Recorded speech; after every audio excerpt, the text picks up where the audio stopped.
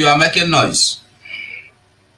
All right, I welcome you, my people of Biafra, my people all over the world. Anyway, you are watching, seeing us, peeping, eyeing, looking, joining from. I greet you in the name of Chuku Okike. You are all welcome this day. We are going to see the breaking news headlines, and then we talk about whatever Nigerian army shamefully admitting or accepting shooting to death a 16-year-old boy that is right in their house. You see, this is what has been happening in Biafra land, but they have never admitted.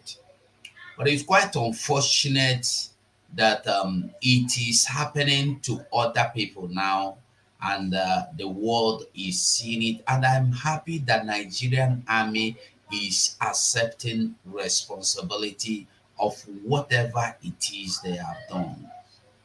And I tell you the truth, if you are keeping mute, believing Nigeria is not your business, Nigeria is not your problem.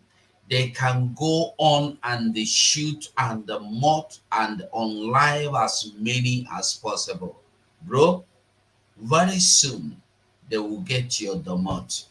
I see Regina Daniel, Ajia now, Ajia Regina Daniel ranting. I wonder what a small girl like Regina Daniel is talking about. I don't know. Yeah, I'm just clueless of what Regina Daniel is now turning herself into because her husband is a politician and she is just she is not my problem, she is not our problem, but I want us to know that people without vision are visionless people. Making money and living on money, living worthy, living heady, is not all about life. When you are living well, what about the people surrounding you, the people around you? Are they living well?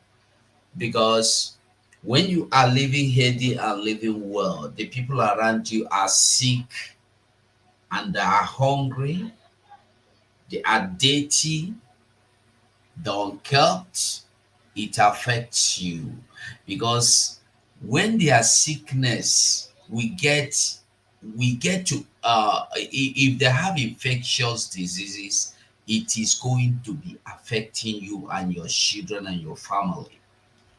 If they are hungry, you will be ashamed of yourself when people will visit you. If they live in mud or holes or trash or whatever, that is why Morocco said, Onye kpata ego, Chukwu gbara gị Christmas, ịgbara ibe gị. That is where we are. When you have found the light, stand up for your right. And when you have seen the light, try and live even the little smallest ray of the light in the dark, that the lost may come back through the ray of that little light you live in the dark. I bring greetings this day, Mazi. Mazi Obieza, I greet you. Thank you so much, Mazubiaza. Thank you so much, Kennedy John. I welcome you. I greet you, Festus Agondewo. William Louis, I greet you. Nolin, you're welcome. We are all welcome this wonderful morning. Nigeria is still confused. The people of Nigeria confused. You see, the problem in this life, I used to say, is that when you have problem and you don't even know you have problem, you will not even looking for the solution. But when you have problem and you know you have problem, it's only when you will begin looking for the solution. Besides, there are people that have this problem and they know they have problem, but they are not bothered looking for a way of resolving their problem. I call them fools. And there are people that have problems, they don't even know they have problem. They take it as part of life. Something must happen. It's a coincidence we are here. I call them also fools. But we are Biafrans, we have problem. We know we have not been accepted. We know we've been rejected. We know we've been marginalized, or we know we've been rejected. And we are telling you we are going. That is why I must tell Yorubas to keep shouting, Igbo must go. If possible, shout it loud. If you need a microphone, I have free microphones to give you. Come, I'm telling you the truth. I'll be the last person to be against any tribe in this world telling us to go home. But when you will know that we are mad is when you touch anybody in the name Igbo must go. We are not against you saying Igbo must go because Igbos want to go. And I want us all to know that when they are telling you Igbo must go, don't think it's only Igbo speaking people. When they're telling you Igbo must go, people like Asare Dokobo inclusive, Wike inclusive. This Regina Daniel that is ranting now because she's married to a senator, inclusive. So they are not exceptional. Every one of them is involved in this Igbo must go. But that's not our problem. Our problem is that we truly want to go. But the day you start burning people's properties or destroying people's properties or lynching people in the name they are Igbo, is the day you will understand the Nonyala when one. Yeah, try it. Days are gone when you will get a Biafra man and lynch on the street. Yeah, it will no longer work. Those days are gone. We are now on the offensive side. We are now in the era of if you push me, I go push you. If you touch me, I go punch you. If you come near me, I go grab you, throw for gutter. That's where we are now. We are moving on with speed. We are not stopping. So when anybody is telling you Igbo must go, hallelujah, that is a good voice. They should bring it up more because we need to go home. And they are not reminding us because we already know we are going home, but you dare not push. You can speak, but don't push. Because when you push, we go throw you off the bridge. And when you get thrown off the bridge, you know where you're landing in the in the Mediterranean Sea. So I greet every one of us. Igbo must go. I stand with that. Igbo must go. Yes, it's not bigotry. I know, but I don't believe.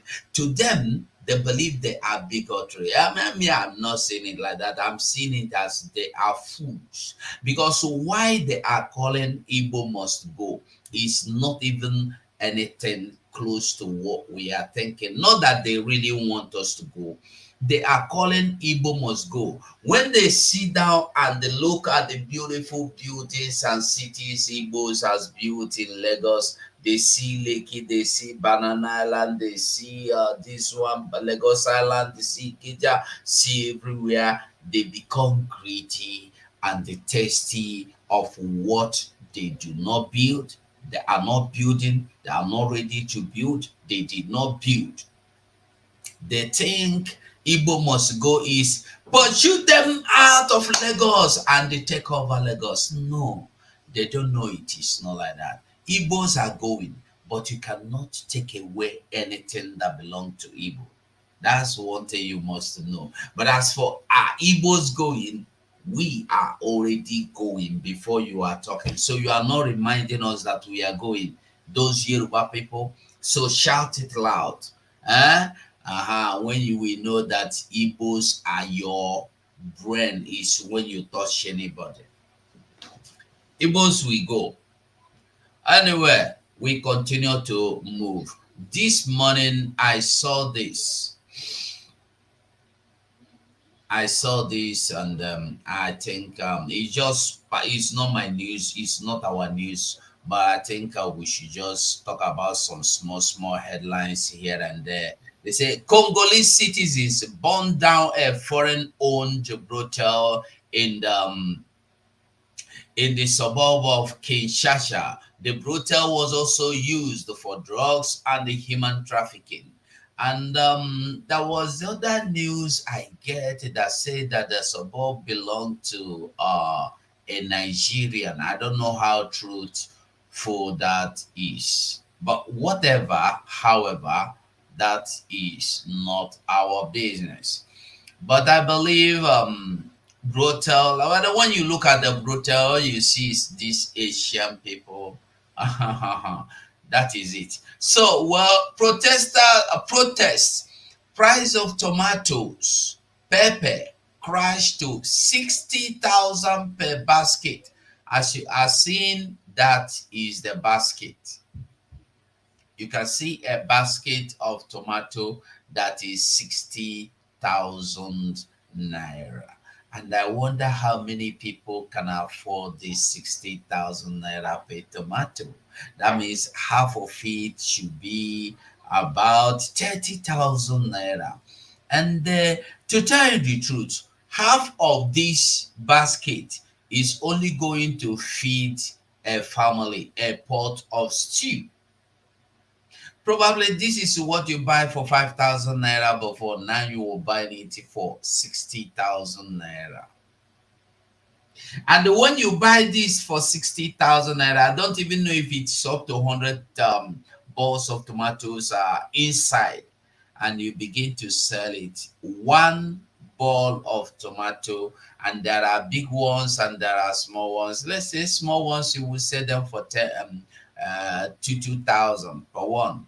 And then the big ones, maybe big ones should be like 4,000 per one. That is the country. And you see where these people are selling this thing, I don't know, but I want to tell you that they are paying taxes for sitting outside selling this under the sun. That is the country you called Nigeria. That's the same country you see people defending. That is the same country you see people fighting you to keep. It is amazing, oh, amazing Nigeria, amazing Nigeria, amazing Nigeria, amazing Nigeria, even forest. Hey, no, when you see, let's just quickly go into what the newspaper says today. We're going into what the newspaper say, and before we come to our prime minister, or let's go to our prime minister's handle on Twitter um, to see if there is any update from him. Let's quickly go to our prime minister's handle.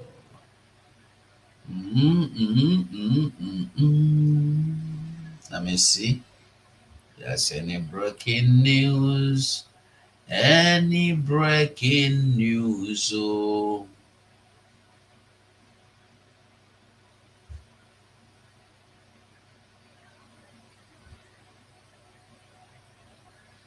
All right. I think that's something that we should look into. Let's just quickly see this.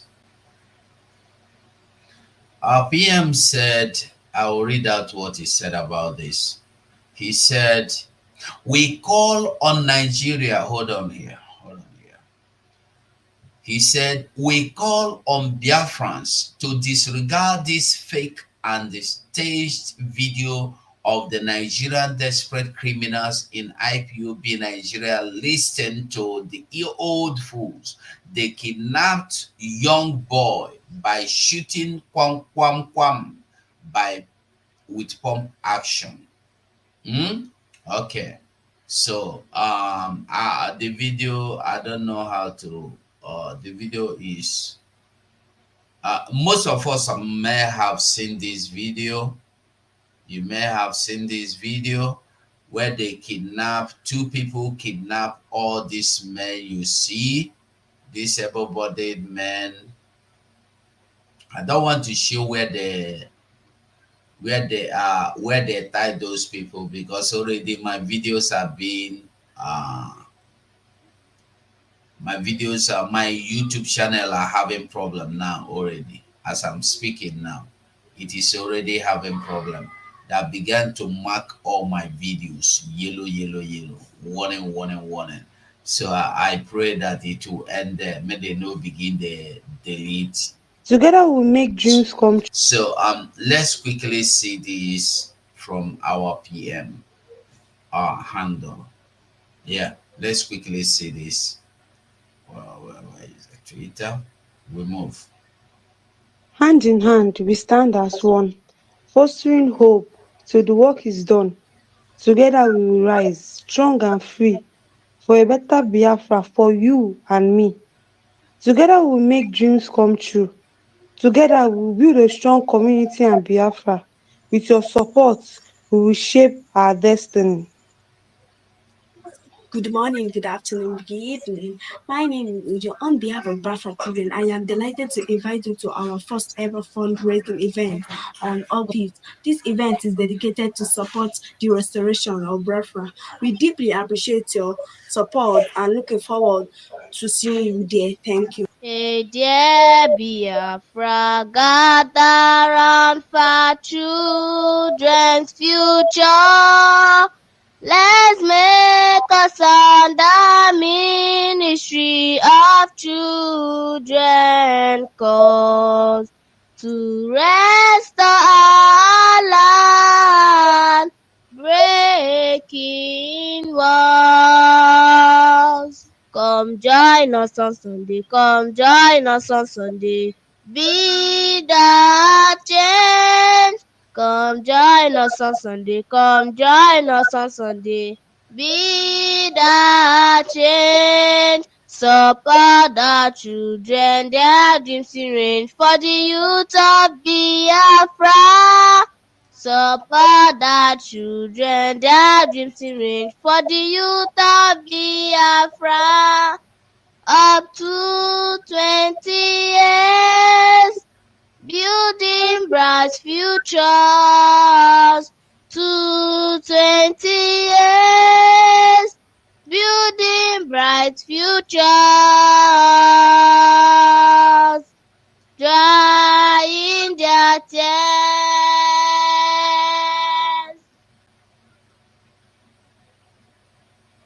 All right. Before we continue, I'm begging you. All this will come here. You ask of this liaison. I beg you. There's a way you do it. Blessed Abraham Venture. Mazugo, please. I need Benin, BJ Republic, admin number. Anybody that needs any contact or number to any admin, what you do is this. Very simple. Instead of looking for who to give you, I'm going to show you something now. How to get any contact you need. We have website. You go to biafrarepublicgov.org. That is it here. biafrarepublicgov.org. I'm bringing it to the screen. How do I make it full? Making it full. Okay. You come here, you see biafrarepublicgov.org here. Why is my this not? I've changed to white. I would have loved it to be another color, so you'll be seeing. Anyway, you see biafrarepublicgov.org here. When you type Biafra Republic Gov, www.biafrarepublicgov.org. If you come here, it will bring you here. If you open the website, this is what you see. You will see home. You can go there on your at your own leisure. See what is there. See, you can go to IOU, find out everything. You want to donate, it's here. You still donate. You scroll down, you see vote. You want ID card. You want anything registration. You want to. This is where you get every information. Every information. Make we no limit wetin we need to know, to asking people, getting from people. I dey beg everybody. I beg everybody. Here, donation, here, everything. If you want supporters, you come here. You see supporters, these are the people. Everything is here. Everything. Home is where you started. Home is here. Come here, you see everything. I'm just showing us this thing. So you instead of, because if I don't look into the comment section now, I will not see that you are asking for this number, and I will not be able to give it to you. So I am saying this so that you will be able to know how to do it yourself. I beg. You don't depend on people. So if you want any contact, if you enter there, www.biafrarepublic.org, you go to contact. If you go to contact, you keep scrolling down, scroll down, scroll down, scroll down, scroll down, scroll down. You see, you keep scrolling down. After America, you see other, here is it, other liaison offices. If you come to other liaison offices, countries phone number, you see Algeria, you see, and I hope it's showing on the screen. Yes, it's showing there. You see Algeria, Angola, Anguilla, Australia. Hold on now, no run speed. Now why they run speed? I running speed. Okay, Algeria, Angola, Anguilla, Australia, Bahrain, Barbados, Belgium, Benin. You are asking of Benin. Here is Benin. I believe you can see Benin now. Benin Republic. That is Benin Republic. This is how you scroll until you find where you are looking for your liaison. It's very important that everybody know their own liaison. Know your liaison. Belong to your liaison. Me at this Spain, I am in my own liaison. So try and get involved in what is going on, in what we are doing. Is very, very, very, very, very important. Very, very, very, very, very, very important. Very, very, very, very, very like our what Solomon will always say, very, very, very, very, very, very, very, very, very, very, very, very important. So we will continue moving.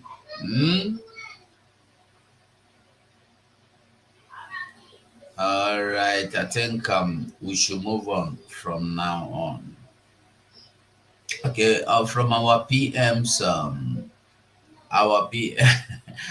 our PM's platform, we still see the what do you call it? Mothering of the mothering of 16-year-old boy, and the paying ransom of how much? Ransom of $188. $188 for a life. For a life.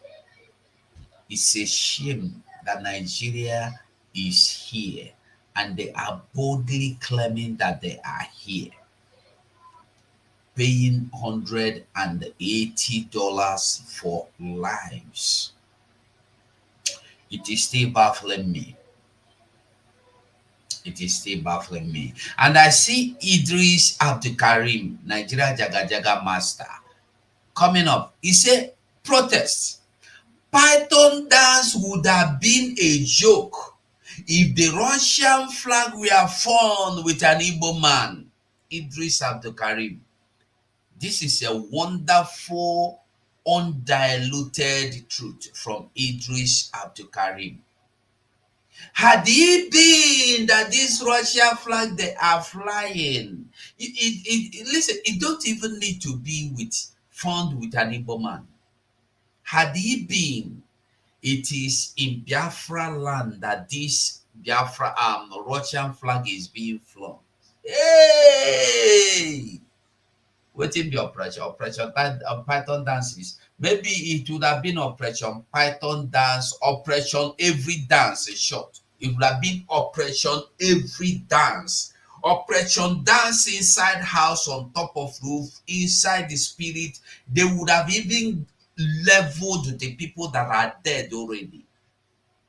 They would have even leveled the grave of our old people and old everybody. They would have even gone to mortuary and leveled everybody, despite knowing that.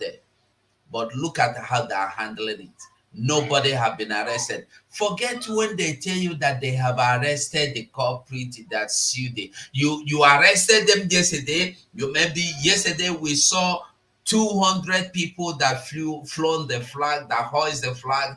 Today we are seeing more than 10,000 protesters with the same flag, waving Russian flag, telling you Russia come and help us. Nothing has happened. Nobody has gone there to level down anybody. We have not seen any Operation Golden Dance, Operation Small Dance, Operation Crocodile Smile, Operation Elephant March Down, Operation whatever. We've seen nothing. Even Operation Hippopotamus, even Operation Bomb, all of them, Operation Level Down, we have not seen any. And the Musa is not doing anything. Musa is not doing his work, because Musa should know that that place should have been Operation Level Down everybody with Russian flag. This should have been the right operation. By now, we would have been getting news that everybody with the Russian flag has been leveled down. All that hoisted the Russian flag are now down, so that nobody will be hoisting Russian flag. And I want us to know that those that hoisted American flag during the NSAS in Biafra land in Port Harcourt, they are still in detention today. No, being charged with terrorism and tourism felony, and they are still there. I don't know if I can find it in Google. Let me see if I can find it in Google. Let me just see if I can find it.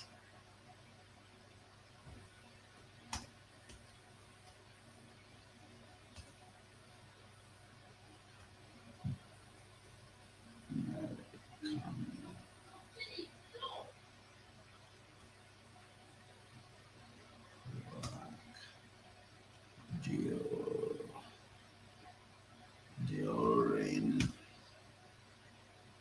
and SARS in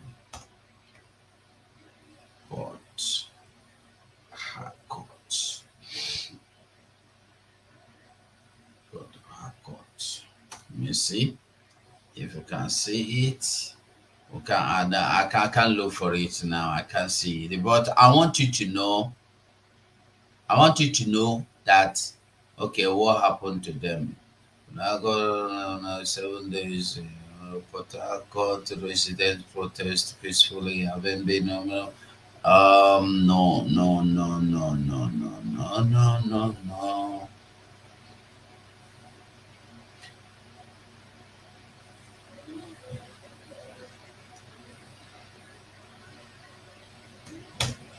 What happened?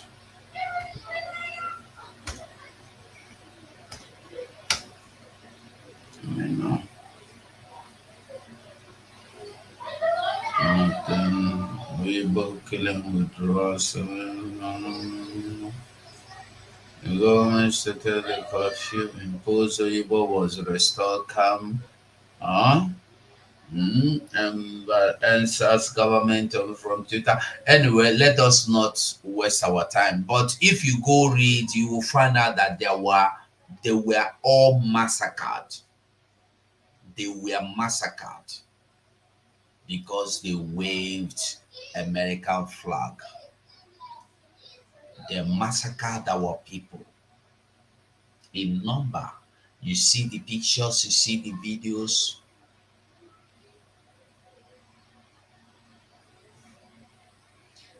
And today we see in 2020, November 3, 2020, the governor stated that the curfew imposed on Obibo was to restore calm. And then people were murdered, people were killed. But today we see many things going on worse than what we see in Obibo. Nothing has happened. Nobody has been killed. Only one person that was shot in the Kaduna or Kano area, and they admitted that they did. And then they have been begging, they have been calling for forgiveness. Shameless Nigerian army, shameless Nigerian government. I don't know why the army has been. Listen, Nigerian army said that they are not coming in, that they are standing by the side, that they are in barracks. But today, army have claimed responsibility of shooting people to death. Why police is telling you that nobody was shot to death? It's just false claim that the people that they are claiming died are propaganda. But yesterday, from the video we showed here, I will show, maybe if I have the time, I'll show it again. We saw the boy was shot right inside his house. And when the boy was brought out, they still went on to shoot him again.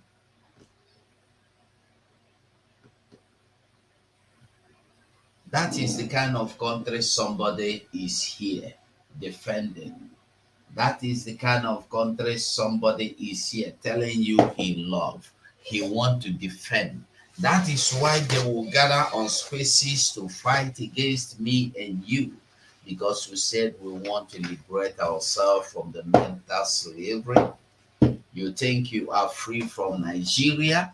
You think you are free from what you call them British colonies? You are not free. I was on space this morning when my brother said that they easily handed you over to yourselves to make you believe you are free. Instead of fighting with you, they have better things to do. So they said, let us just give them freedom, and we are still their masters. Is it not true? Neo-colonialism, they are still the masters in charge, and you are still the being colonized by people you don't even know. You think it's until they come to your country and become governors and become ministers? What is the problem?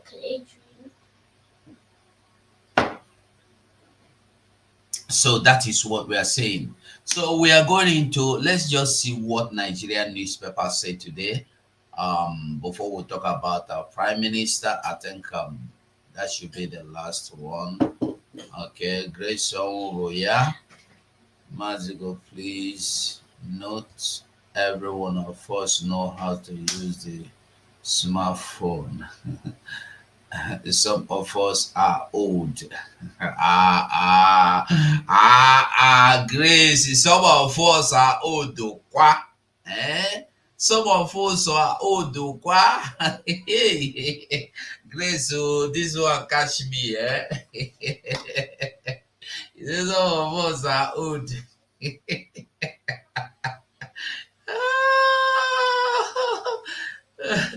Okay, you are talking generally. Okay, maybe he want to speak to someone in admin. Okay, okay. But I believe he has gotten the Benin Republic number. If you didn't get it, okay, let me just post the number so you don't think it's not. I'm just saying because so many people don't know they can access the this thing, the website. So that is the Benin Republic number, please. What? YouTube redirected your comment. This usually mean the link is found. What link is found? Come on. What do you mean by the link I put? I didn't put any link. I only pasted this number. That's not spam. Why telling me it's spam? They said that the number I put is spam. Okay, let me type it here. Benin Republic number. I will type it because these people, what they are doing, just imagine. They said that it's a spam that I put to Benin Republic. God the person. Hold on. Let me put it here. Why now? Uh-huh. Just a moment. Let me.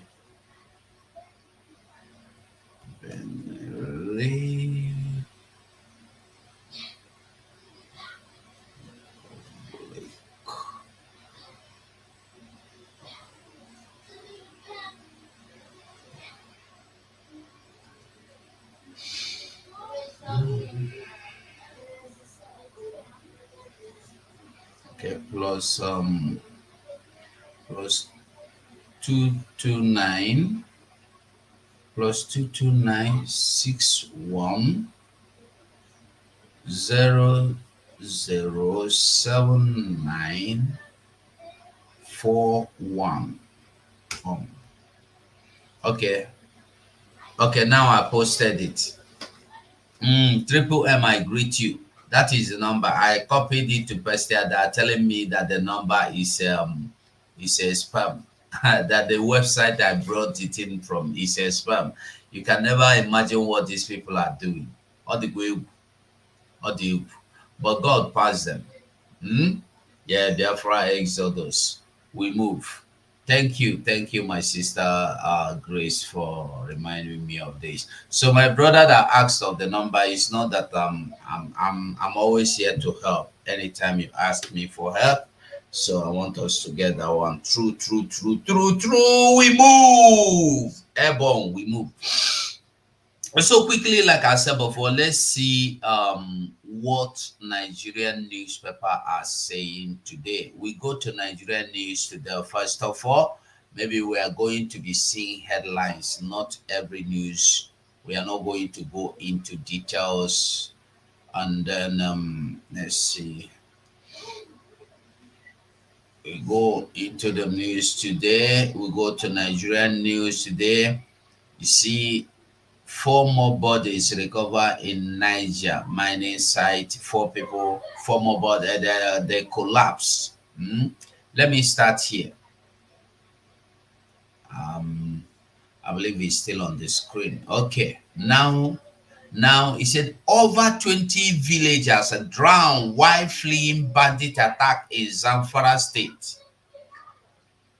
This, I think, this happened the last month, but that show you over how many 20. You get the message. And then we still see another news that says reaction straight confusion among Baoshi youth was killed by a soldier, police reveal. Now you come here, you see 6 killed, and I think here is showing.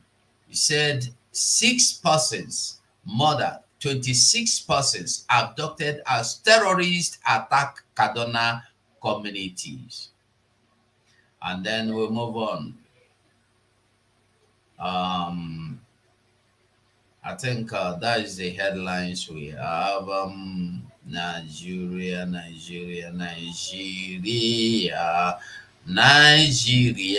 They are rejoicing. Black market dollar US 8 August. So we are not interested. And then legit news. I'm coming. We will go to our Prime Minister. We'll go to our Prime Minister. Just a moment. Just a moment. We go to Daily Post. Fire caught at a filling station in Lagos State today. And I don't know how many casualties we have, but I know I saw a man that was affected. Um,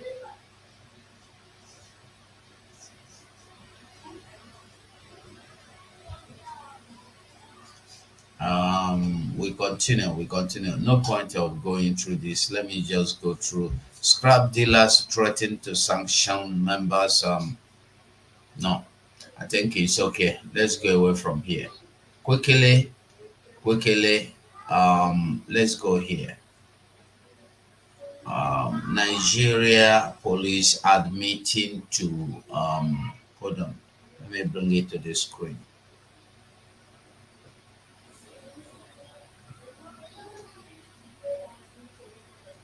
All right. Now, Nigerian army admits killing 16-year-old boy by mistake. This is you see, Nigeria is good in painting lies. I don't know if this is on the screen already. They said it's by mistake that they killed this boy by mistake. And my question is this: what is the mistake about going into somebody's compound and shooting the person right inside his house? What is mistake? I think I have the video. Let me see if I have the video. I'll bring it. You watch again and see with your own eyes how the boy was murdered. I think I have the video. What is this video about? And then there's what is this video about? Also, I think this is the video. To Zaria, where Emmanuel Bagudu has been. And the other army from the van get out from the van and he followed them. He catch the other guy, he started kicking him, trying to shoot him. The guy could not run, he stayed. Eyes of everyone who's watching us now. At them. Now, they said it's a mistake, right? I want you to watch and see the coverage.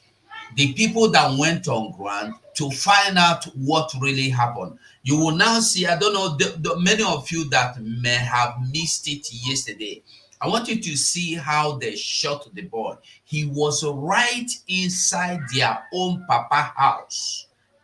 There they went, they caught him, they shoot not one, two times. I want you to watch. So Tagarandigo. So this is the entrance. Zuka. Okay, so for them. Look at the first bullet. Okay. So this is the whole of the first bullet. Do you see the bullet? You see the bullet shot? And the Nigeria is telling you that the boy was mistakenly shot. Are you getting the message? Nigeria said is a mistake. Nigerian army said is a mistake.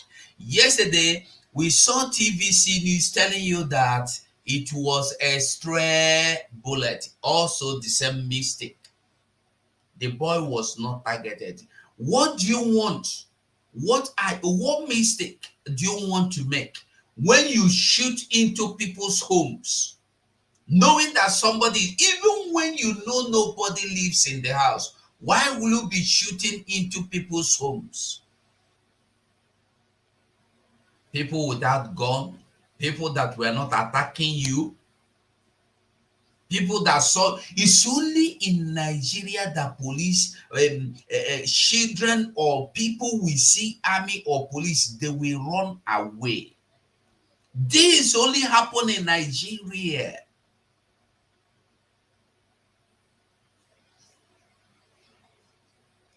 Where people will see army or police, race, or some boat.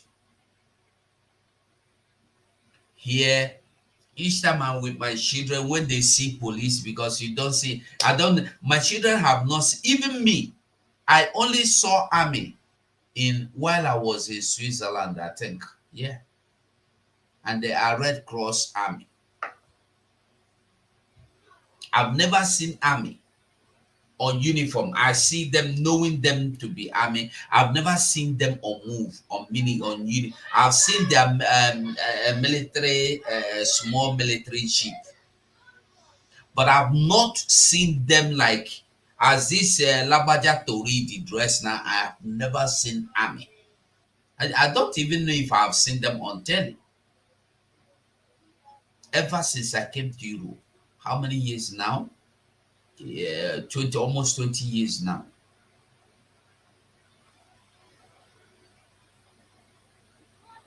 I've never seen any military man with my own eyes. So my children don't even know what army look like, unless they see them on cameras, on videos in school. But physically, my children, I have 3 children, they have never seen army. They have not seen army the way you see army in Nigeria. So Nigeria is the only place people see army, see police, they run away.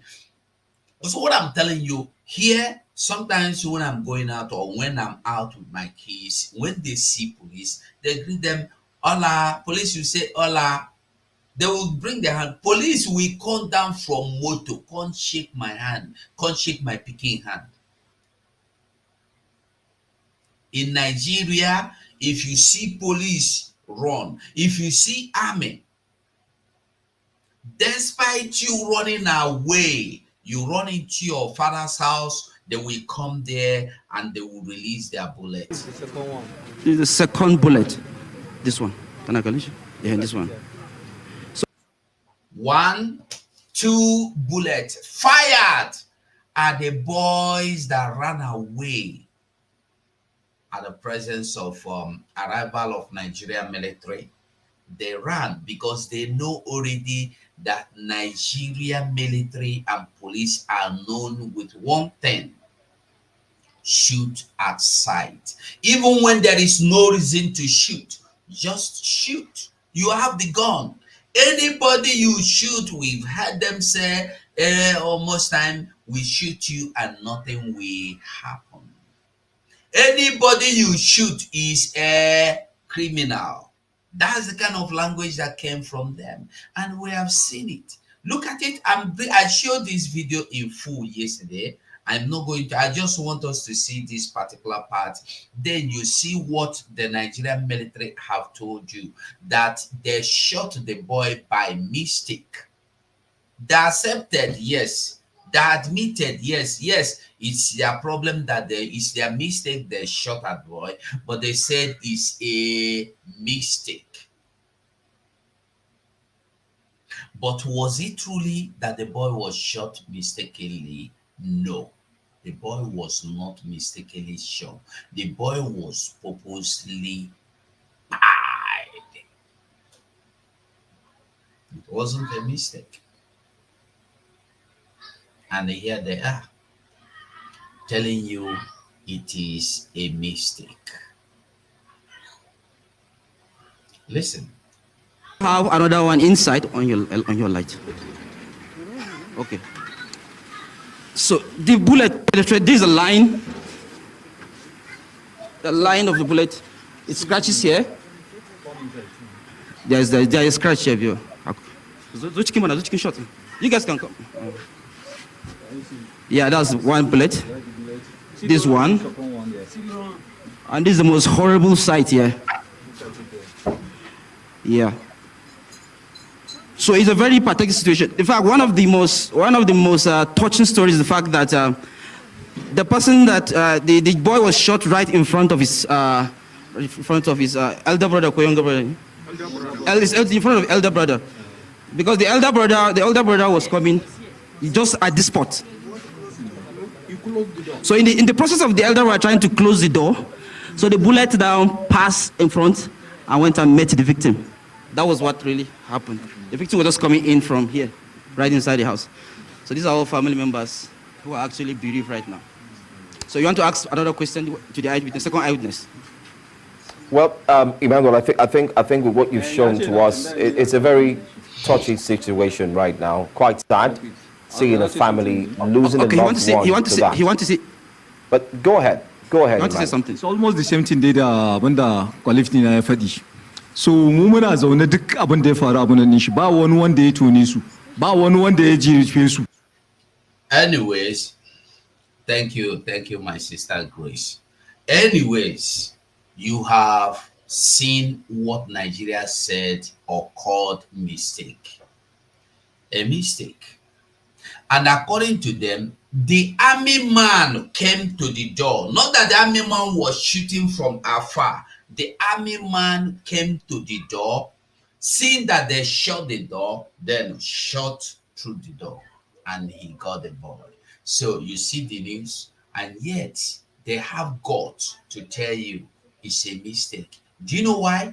Because Nigeria is a place where law never existed, where the rule of law has become the rule of evil, where the rule of law has become the rule of injustice. That is why you see them shooting at people as if people are not even human beings.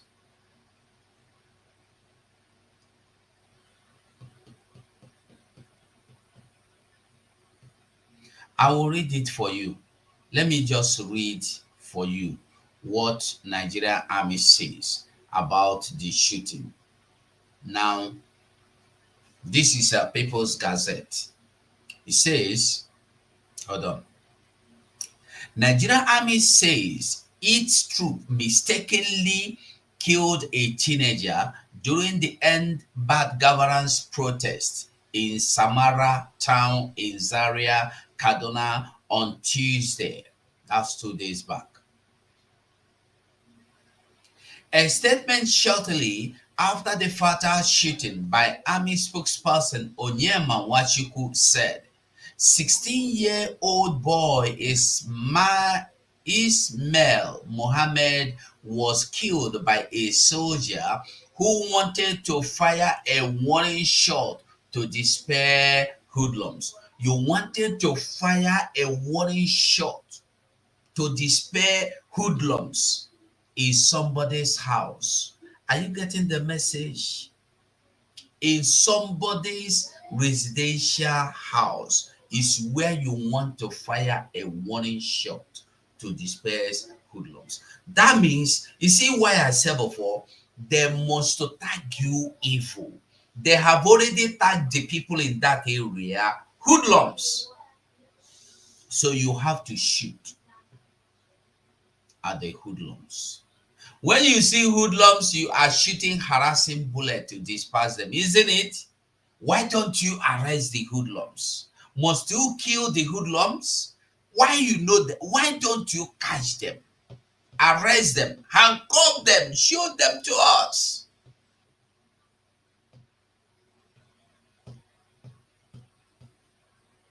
The army said it was alerted by a distress call that the protest in Samaru had turned violence and that hordes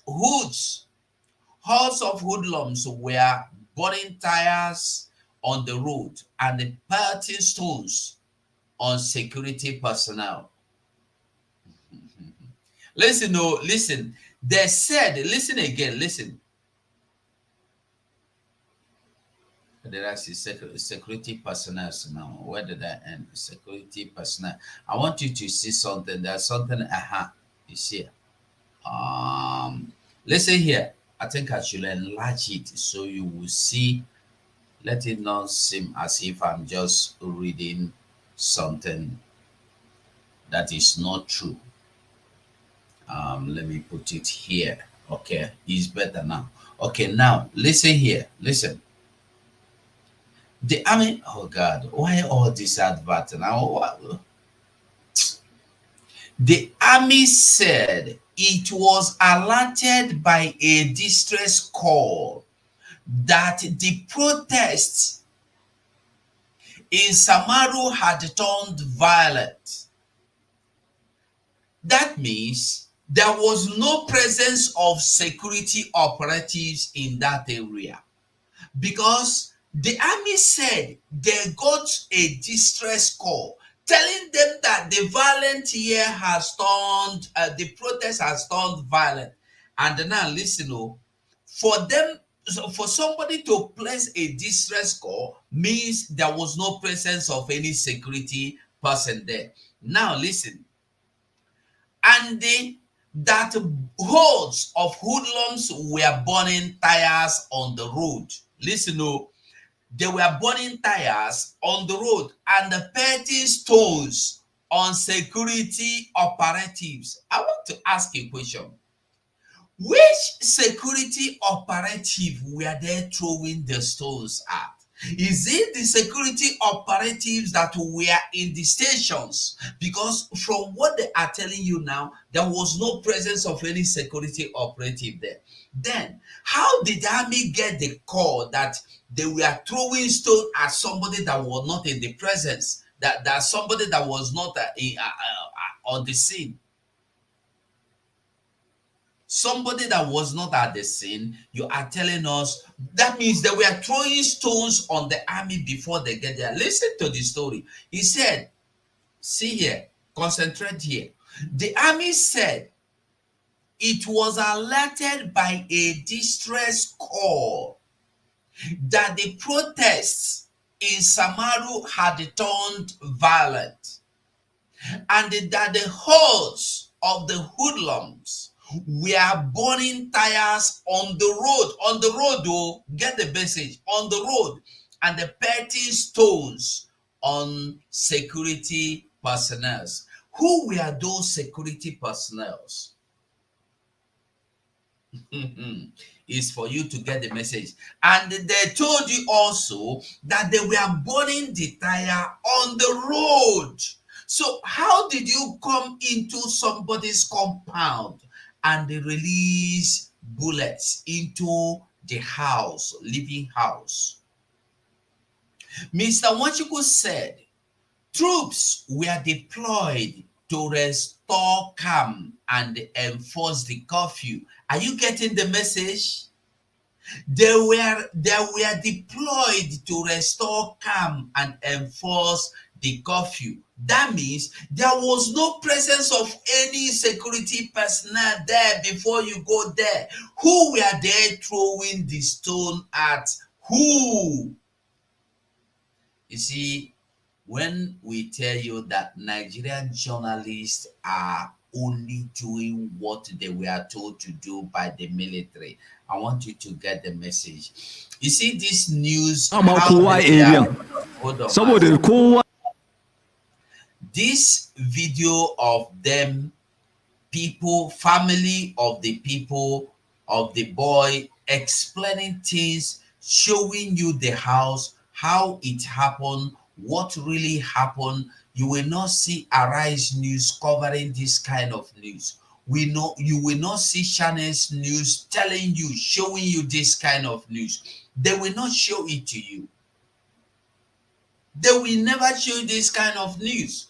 They will only tell you that it was a mistake. It was a stray bullet. It was a mistake. That thoughts were there. Hoodlums were there. They were doing this, they were doing that, and then army came and they mistakenly shot at the boy. But they will not tell you that army shot directly into the boy's father's house, and the boy was. This has been happening. This is not the first time it has happened. This kind of incident has been going on in Biafra land. They even throw bombs. This one a small case. So get the message. Get the message. So let me continue reading for you. Mr. Nwachukwu said troops were deployed to restore calm and enforce the curfew that Governor Obasani had earlier imposed, but that the soldiers were fiercely resisted. Are you getting the message? By a 16-year-old boy. You get the message? 16-year-old boy. The army spokesperson said that the hoodlum brazenly attempted attacking the troops, prompting a soldier to fire a warning shot to scare the hoodlums away, which unfortunately led to the death of a 16-year-old boy, Ismail Mohammed. Nigeria. The soldier who fired the fatal shot, according to Mr. Nwachukwu, has been taken in for questioning, while a delegation of officers was sent to condole with the braved and attend Mr. Mohammed's burial. The deceased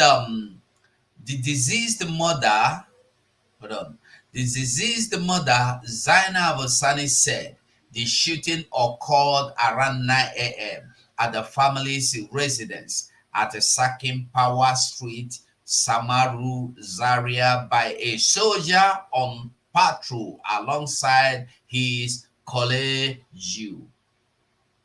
She said the late Ismail was playing with his friends and the brother in front of their house. Are you getting the message? They were playing in the front of their house when they saw soldiers coming in their directions. When one of the soldiers, pointing his gun at them, ran into the house and they shut the gate, Mrs. Sani said.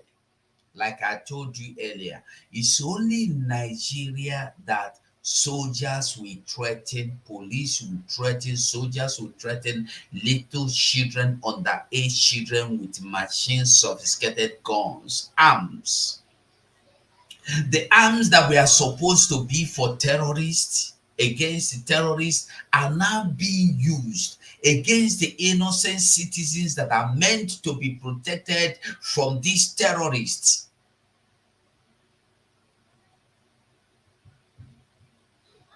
You getting the message? The boy with his friends were in the front of their house playing. And when they saw army coming with gun, they all ran. As I am here now, if police is running towards me with a gun, because I will not tell you, army, those of you in Western world, I don't know how many times you see army patrolling on the road, not to talk of seeing them with gun. Police, even here, police don't carry long rifle. They don't carry AK-47. They are only with their shotguns, what do you call, pistols. It might be like a round of 20 or 50, but it's always short guns, short pistols. So if I see them running towards me, the only thing I will observe, am I on the way? I will give chance. Maybe they are going after, running to pursuing after a criminal. And they will not shoot at that criminal unless the criminal is shooting at them.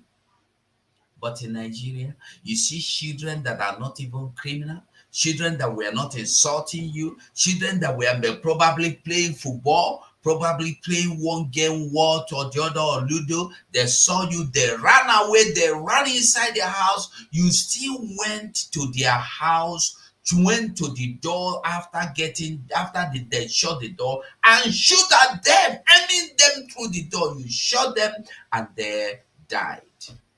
And you are here telling the world that is a mistake. It's good that the world is seeing what they are doing. But my anger now is that this has been happening in Biafra land and nobody is reporting it. This has been going on in Biafra land. They come to your house, you run into your house, they will shoot you directly. If they could not get you through their bullet, they will burn down the house. If they could not get the house burned down, they will throw a bomb from up. This has been going on in Biafra land. Nobody, even People's Gazette, they don't report this. But unfortunately, that it happened in another area now, everywhere they are reporting it. Even if they are reporting it as a mistake, I don't care. Report what is going on in Biafra land. They stop, they kept mute, they will not report because they get their directives from Nigerian military.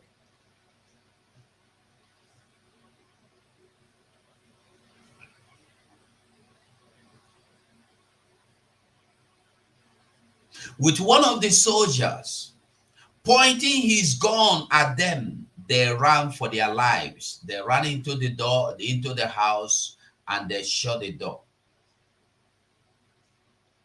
Mrs. Sani alleged that the soldier, however, shot at the gate, thereby killing Ismail, who stood by the gate to prevent the soldier from getting entry. Okay, the full story. So the boy entered the house, blocked the gate. So when the soldier wanted to get into the house, the gate was being blocked by the boy. So the soldier got angry. Why will you block the gate?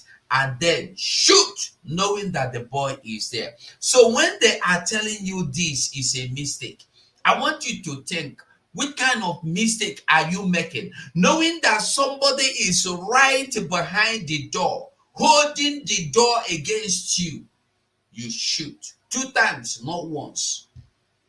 If the first one was a mistake, the second one, uncle, what you want call that one? Mistake extra. Extra mistake. Mistake, mistakest. Okay, the first one was a mistake. The second one was mistakest. Then the third one was mistakest. Mistake. That you shot a boy in his father's house and you are telling us it's a mistake.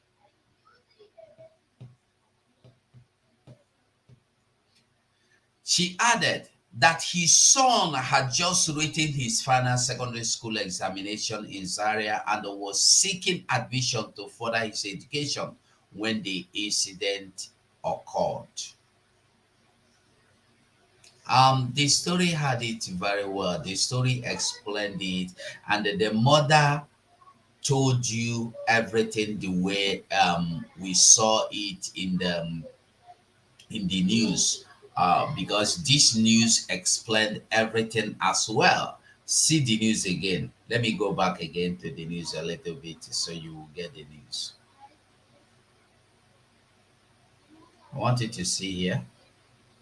These are all the community members, the family members that who are all bereaved, that are currently talking to us. Yeah. So I'm going to show you, where the soldier shot at them. So so this is the entrance.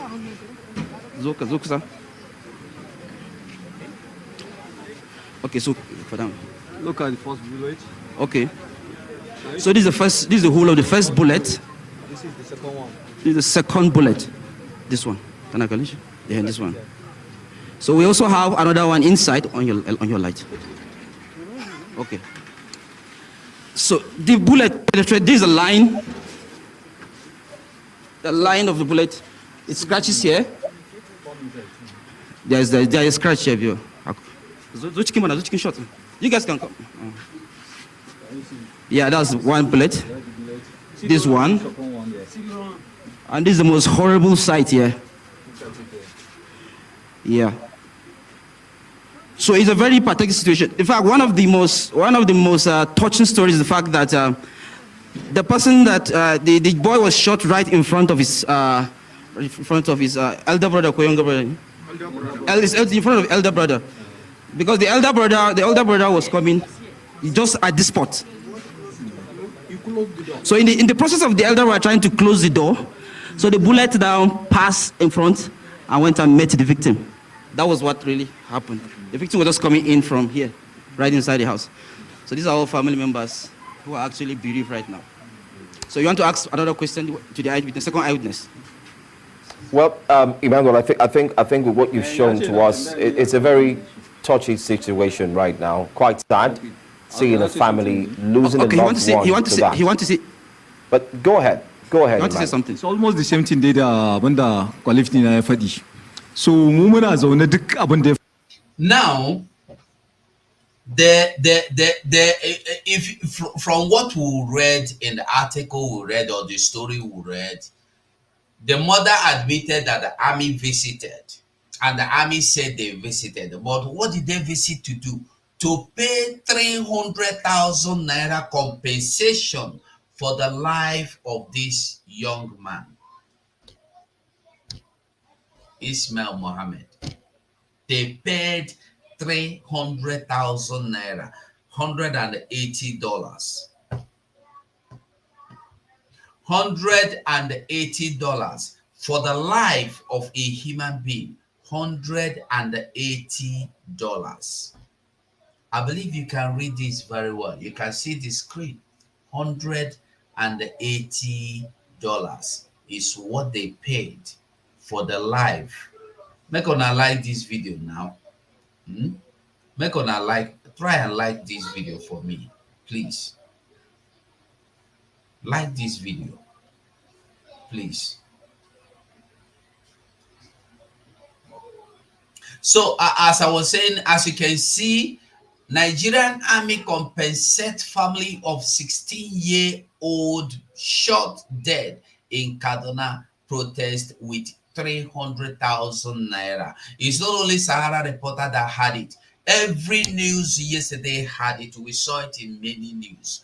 They compensated the boy's family with 300,000 naira. And then I begin to wonder. My own now, listen, my problem now, my annoyance now is not just that the boy was shot. The two most annoying thing here is that they shot the boy in his father's house, and going to shoot the boy inside, not even on the frontage, no, inside, behind the door. You shot the boy dead, as if that was not enough. You said it's a mistake. You were trying to disperse the hoodlums. As if that was not enough, they are bold to come out to tell you that they have compensated the family with the sum of $180. It's not $188, it's $180. You've compensated the family with the sum of $180. Even a chicken, you cannot compensate a chicken owner for running over their chicken mistakenly. I'm not telling you of shooting the chicken. A dog, you know, a dog, chihuahua, useless chihuahua, cat, useless cat, that is owned by nobody. Because here you see cats that are abandoned. You see dogs that are abandoned, owned by nobody. Most of them, until the government, I don't know, I've forgotten what they call them, that take care of animals, see them and take them. They remain loitering around, and some people give them food, buy food and give them, they eat. So those dogs and the cats that are owned by nobody, if you mistakenly run over them, it's a mistake. But that's, you run over them on the road though. But if you go to that place, they used to stay inside the one small plot or abandoned building, you go there and kill one. You go inside the bush, you're not inside the house, inside the bush, or a site, a new site where they want to build their house, and these cats are there, or an abandoned property, there's a garden there, the cats are always there in the garden. You go to that garden and stone one. No, I'm even talking of killing. Just stone. Take a stone like this, throw on one, let somebody see you. You will pay a fine that is about, maybe the kind of fine they will give you is the fine that when you finish paying it, if you see any animal another day, you will greet, hey, Mr. Cat, good morning, sir. Mr. Dog, oh, airborne. I'm telling you the truth. Those of you that live in the Western world, Western country, who know what I'm telling you. You dare not. What is $180 for life? You compensate the family for their son's life, $380.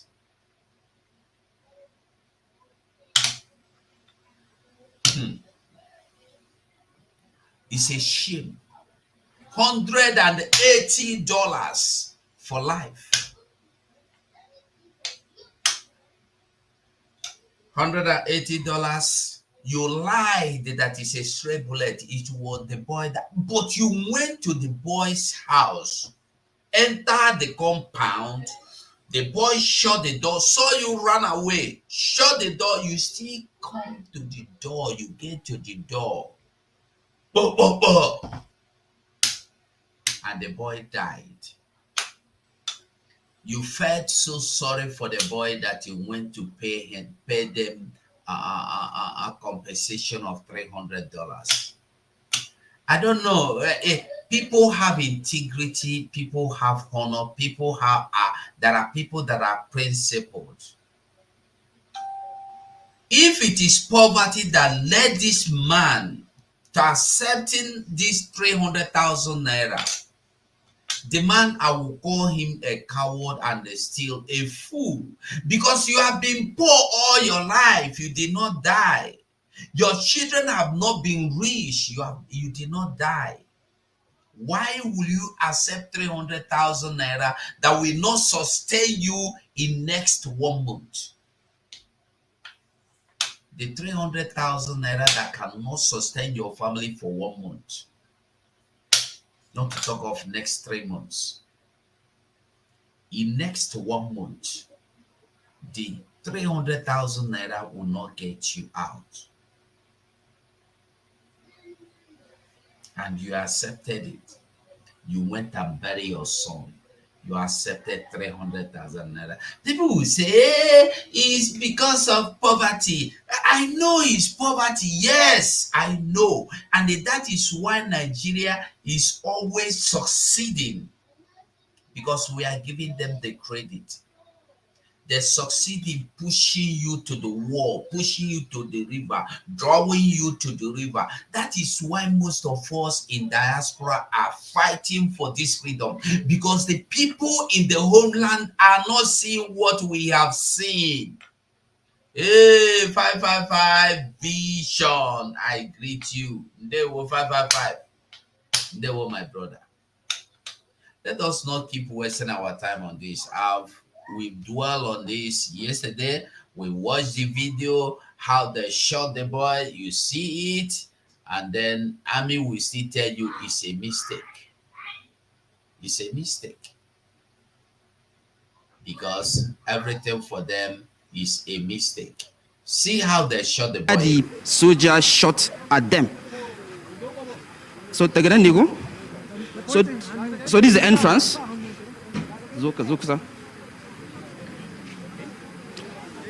Okay, so for them. Look at the first bullet. Okay. So this is the whole of the first bullet.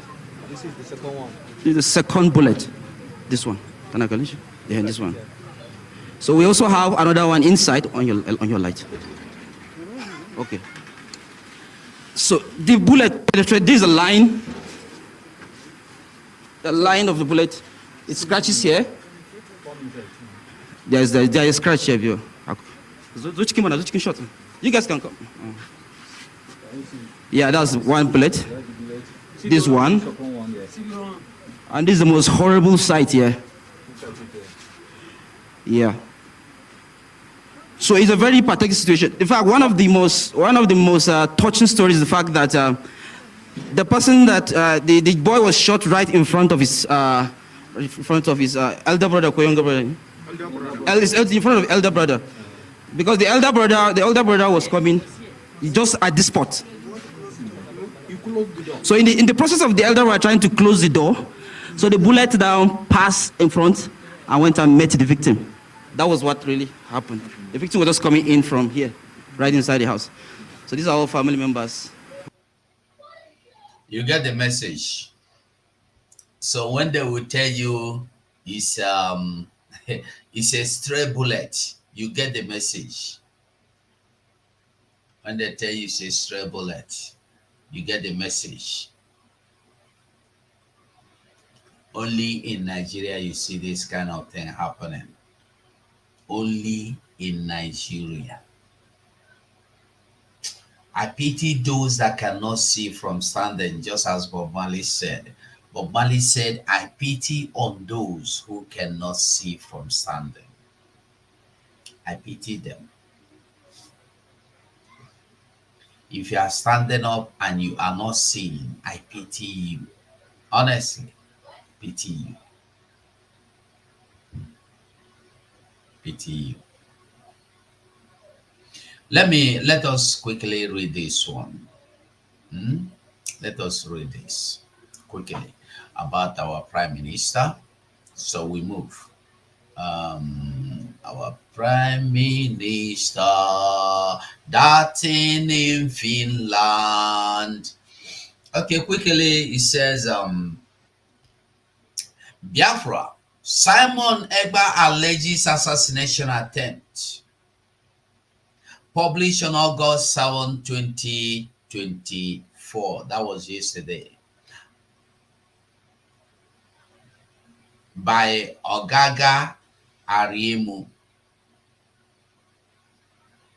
The leader of Biafra government in exile from the self-acclaimed, he is now the leader.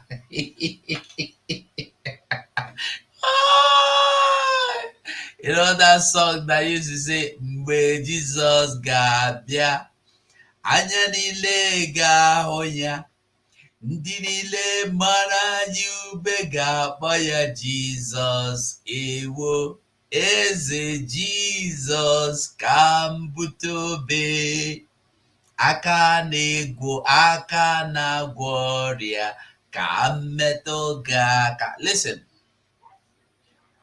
From miscreants, criminals, kidnappers, what again did they call us? Terrorists. There is no evil bad name they have not tagged us with. Today, it's no longer like that. They are now changing the narratives. Well, the leader of Biafra government in exile, Simon Ekpa, has alleged that there is assassination attempt against him. But this is not the first time. This is not the second time. They have been trying. They have been trying. They came up, they said it in the open, they said it in the secret. What is secret about it? Ekpa disclosed this in a statement through his official handle, X, on Tuesday. He claimed that a suicide bomber had been allegedly deployed from Abuja and headed for Finland. And there he had to go finish.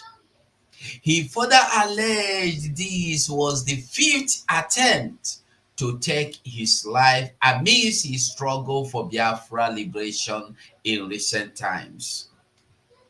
Ekpa said he was monitoring the situation and assured that Biafra independence would triumph over any attempt. Sending suicide bombers to Finland to attack Simon Ekpa is their last option, and they just departed from airport Abuja.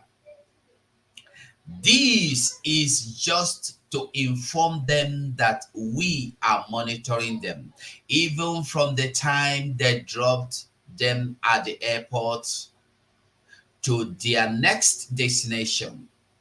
We are waiting for you, Suicide Bomber, at the port of entry. Their Finland contact knows already he is in the port of Soup. I remain committed to Biafra independence. This is your fifth attempt. You are now sending terrorists to Europe. If you know this man called Simon Ekpa, you will stop sleeping.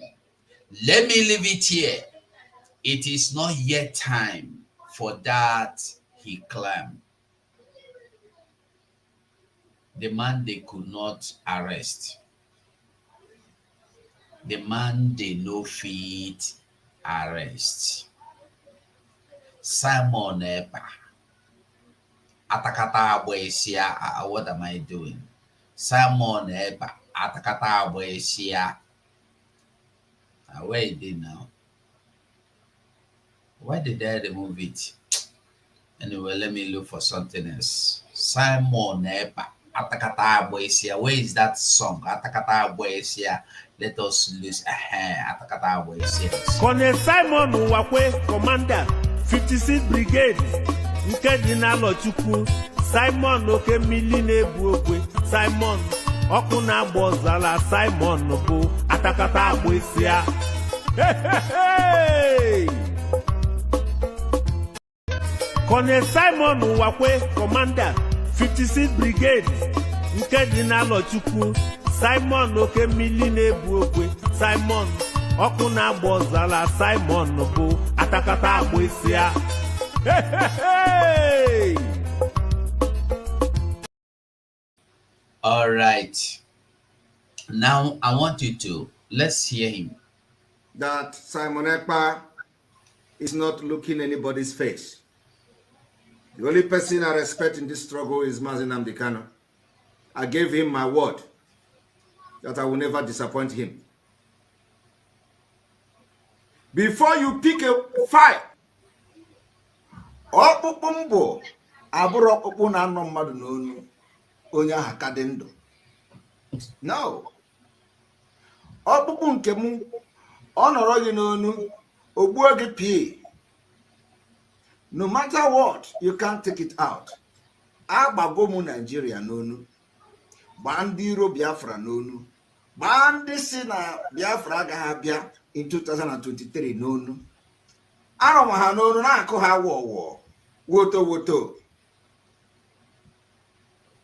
Ọkpụkpụ a, you can never swallow it and you can never bring it out.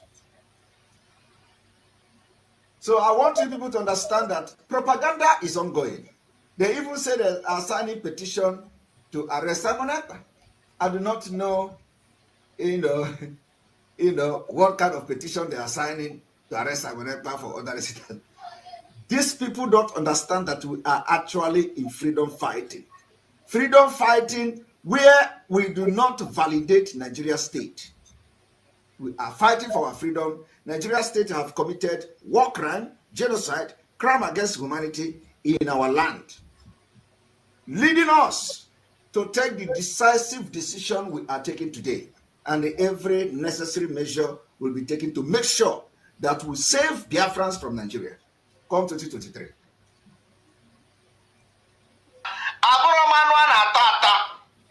It may comb like this, you will be infected. If you eat me as a meat, or cancer kileri, you know cancer maybe, or you cancer you finish again, come and eat me as a meat. If you eat me and go to sleep and wake up, you know, you can't eat me.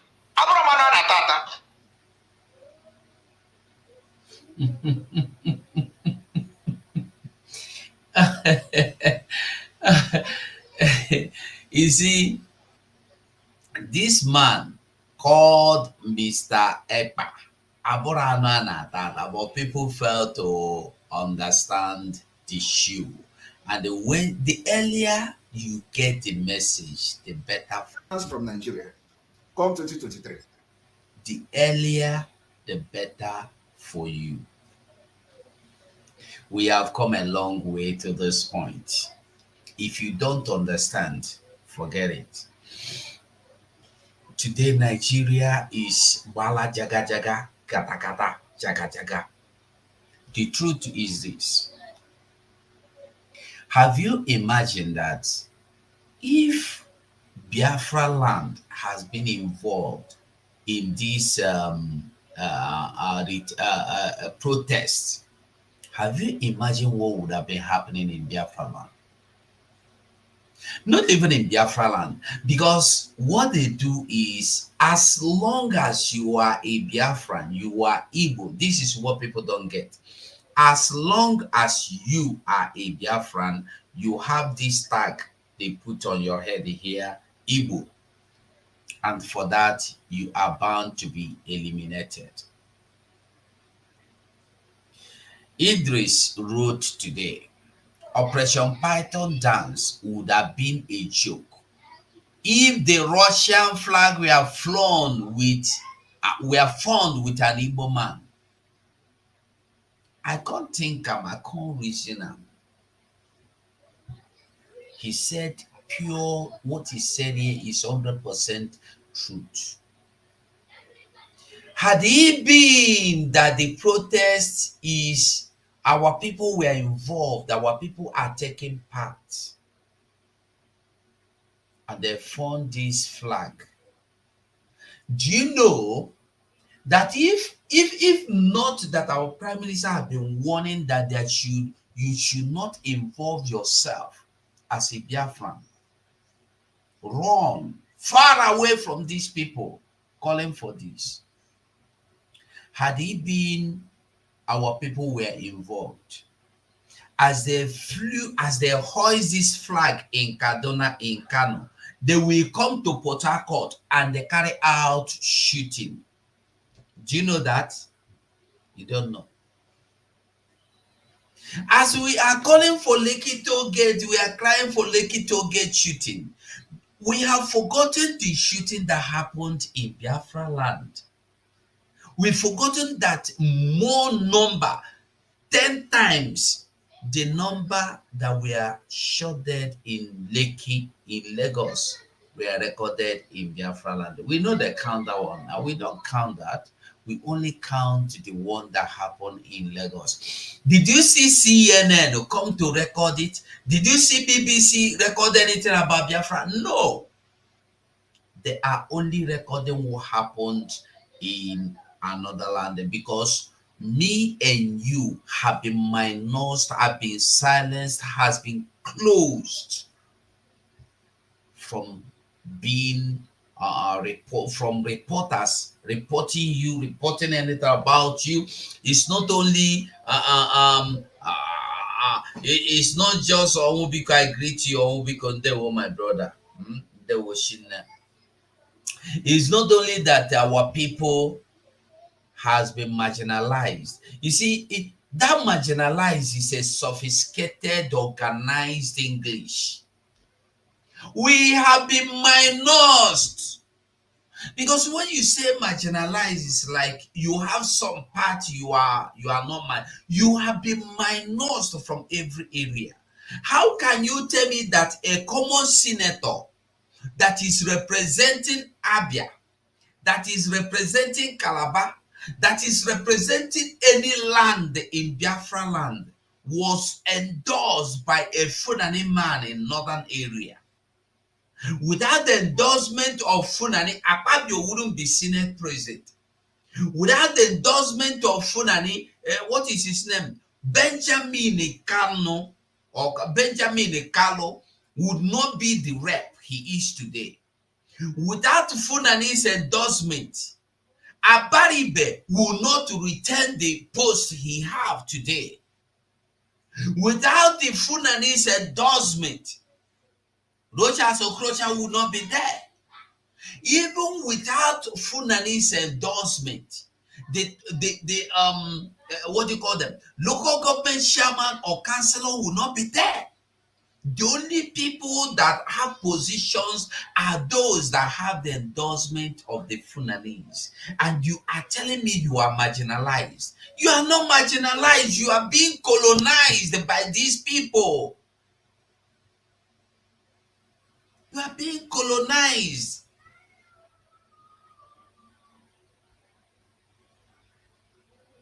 You are being colonized.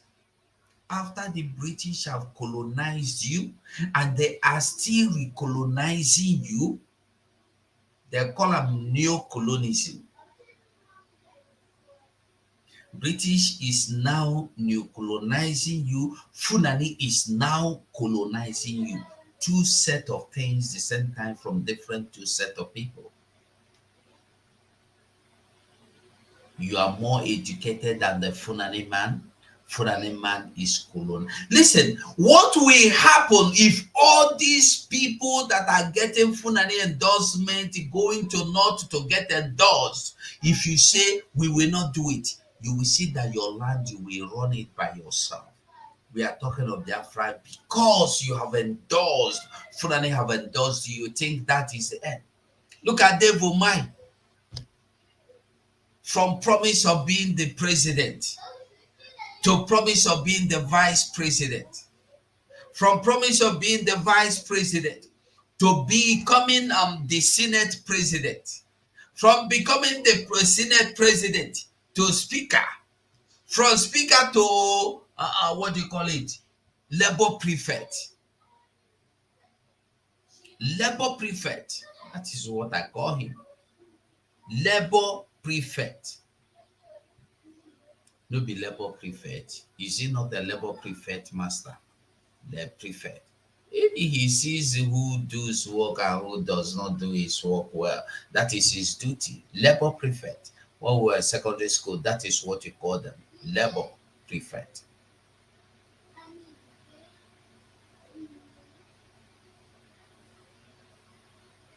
It doesn't matter how they like it. It doesn't matter how they dislike it. The truth remains the truth. There are those people that still believe in Nigeria from Biafra land are under the colonization of the Fulani cabals. Whether you agree or whether you disagree with me, it doesn't make any difference. But the truth remains what I tell you here is the truth. How can a Fulani man endorse your traditional ruler for you? Before you become a traditional ruler. A traditional ruler is supposed to be that the people of your community supposed to endorse you. No, the people of your community are not important in endorsing you. The people that matters is northerners. That is why they must go to North, bow down to them to get their endorsement. And when they come back, they will be your chairman or whatever you call them. Is that not one of your traditional rulers? Going to North to bow down to them. That is what we are calling you to repent from. As long as you keep believing these people, you are living in lies, in deceit. That is a traditional ruler bowing to those people we call cabal. So when we tell you that even traditional ruler, not only those politicians, even traditional ruler have to go to North, get endorsed to be your traditional ruler. What a shame. Is it not shameful?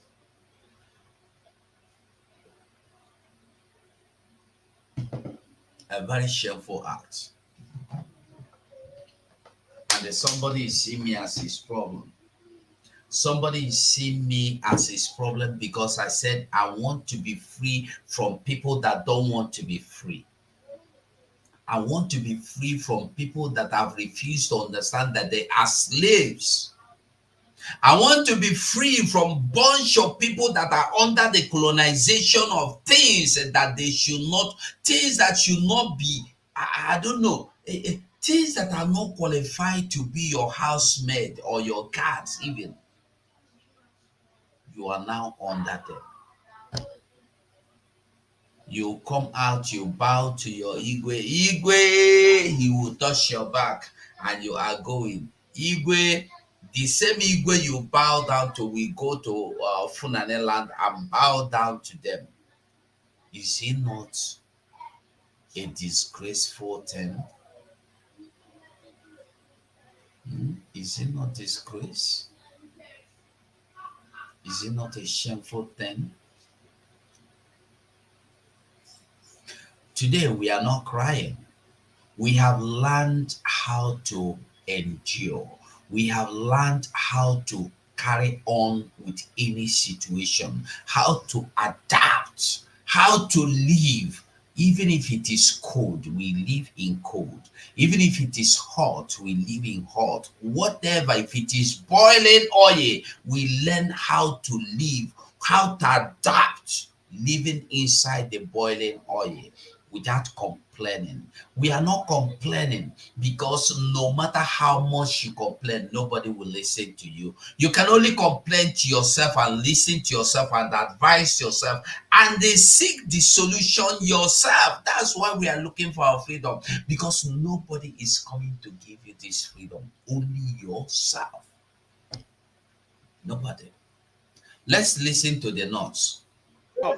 Or here in the North, we have started seeing it visibly. People are hungry, very, very hungry. Many cannot go to their farms. All of us know this. In the North Central, the Northeast, and the Northwest. Even in Southeast, we still have crisis among the farmers and the herdsmen. Even in Southwest, we still have this crisis. As it is now, a bag of rice is selling at about 100,000. A bag of maize, the same thing.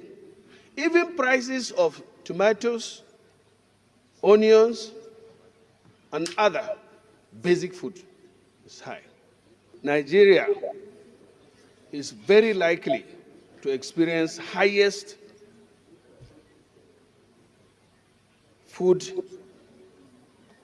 session of food insecurity, even though globally, but most severely.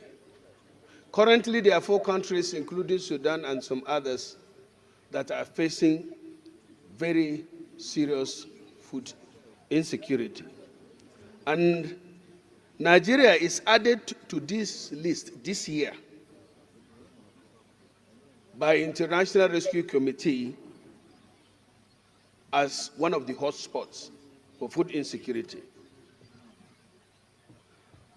Action Against Hunger, World Food Program, FOA, also indicated that over 32 million people are expected to face critical hunger crisis and emerging level between June and August. And I don't know about some other colleagues. This issue of food crisis should be taken more seriously, because this is the first time Nigeria is being included in countries that are likely to face very, very serious food crisis. If we don't take immediate action.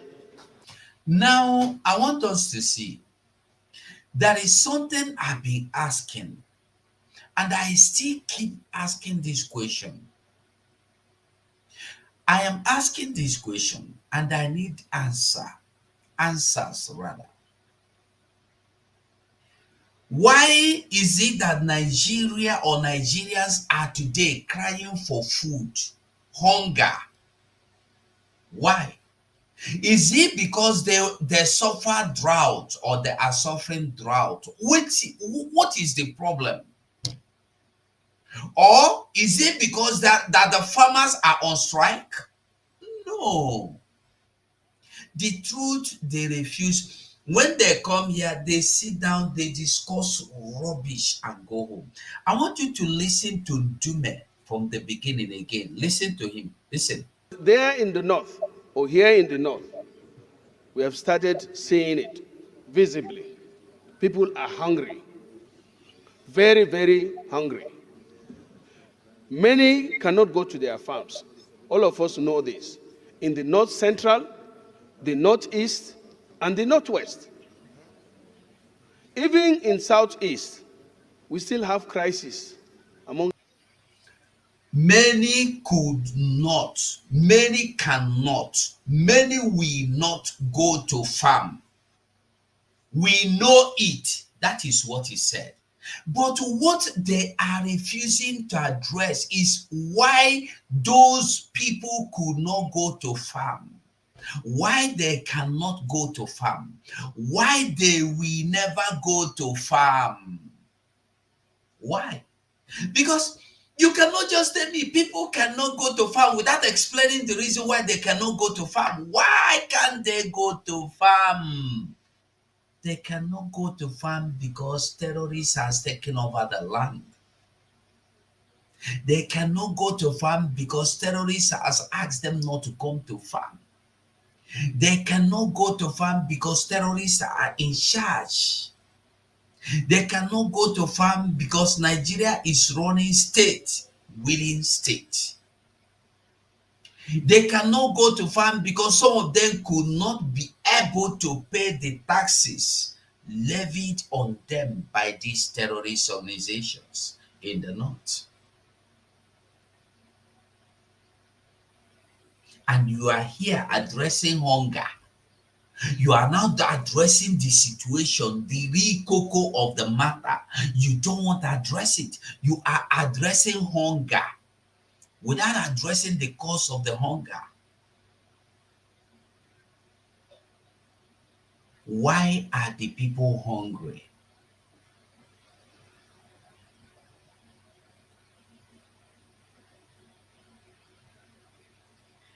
You are not facing drought.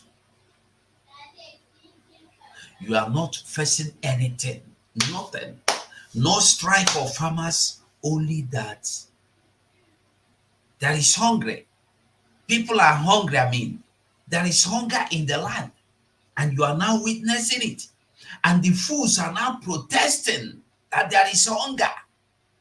Hunger, bad governance. We are facing hunger. People are dying of hunger. That's why we are protesting. People are dying of hunger. No food or food. No, our salary cannot. Listen, let me tell you. Even if they hike your salary to 1 million naira, a time is coming that a basket of tomato will be sold for 500,000 naira. A time is coming when you will have your salary, you will not be able to use it for anything good. Have you forgotten the military man from 50,000 naira there? From 30,000 naira, his salary was increased to 50,000, and he was happy that now my salary has been increased from 30 to 50. He was trying to go home to embrace his family after 1 year. Getting to the park, the salary, including the increment, could not take him home. He found out that the transportation has also gone up. The transportation that used to cost him 10,000 is now 35,000 naira going home, 35,000 naira coming back. And he's having salary of 50,000 naira. Nigeria, hallelujah, a good, beautiful country. So what I'm saying it is, the problem is not clamoring for hike, increase in your salary. The problem is tackling the truth, the lies they tell people. They fry the lies they tell people. Some people are busy. The Biafrans are busy cooking and enjoying their fried rice. Why some people in the Yoruba land and the Northerners are busy eating and digesting fried lies being told to them by people in their Senate. Listen to him.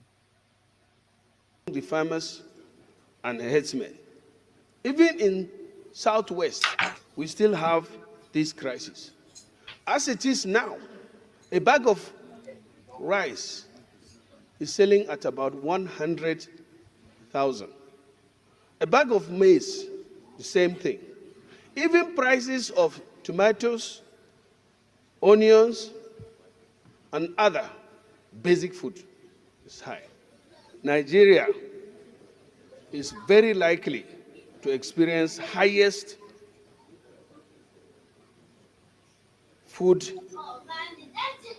session of food insecurity, even though globally, but most severely. Currently, there are 4 countries, including Sudan and some others, that are facing very serious food insecurity. And Nigeria is added to this list this year by International Rescue Committee as one of the hotspots for food insecurity. Action Against Hunger, World Food Program, FOA, also indicated that over 32 million people are expected to face critical hunger crisis and emerging level between June and August. And I don't know about some other colleagues. This issue of food crisis should be taken more seriously, because this is the first time Nigeria is being included in countries that are likely to face very, very serious food crisis. If we don't take immediate action and our citizens, under this situation of increased fuel price, increased electricity price, increased everything, and we are yet to get the right measures to provide cushions for our citizens, we wouldn't like the kind of thing that we see in our streets. And it is time that we take every possible action together with the executive arm of government to ensure that food flood our country, the right food. Importation, government must be entirely responsible, because we cannot take people for granted for too long. Are you getting the message? They are not addressing the truth, because this is their making. They are now telling you that you should be importing food for the people to eat. While the terrorist is taking over the land, you will be busy importing food, eating free food. Probably they give you any packet of Indomie, sachets of Indomie, you go home, you eat. But they are now telling you, look at him, former Senate president, look at him. He's telling you that the government must move. We must import food for people to eat because people are hungry. Is importing food the problem? The government of Nigeria will be importing food, sharing you food. Terrorists are taking over the land. Terrorists are busy. How long? Listen, let's just assume that the terrorists say import food, don't farm again. Let's just go there now. Let us just visit there. If Nigeria should be importing food and they feeding people, Nigeria don't even have the money to import food and feed people. Let's be realistic. Nigeria borrow money to service their debt.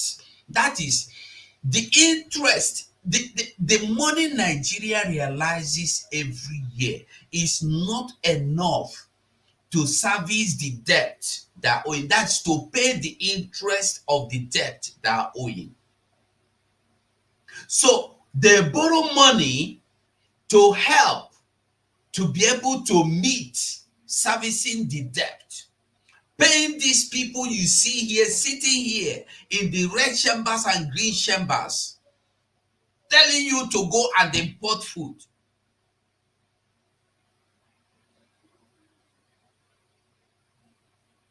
Are you getting the message?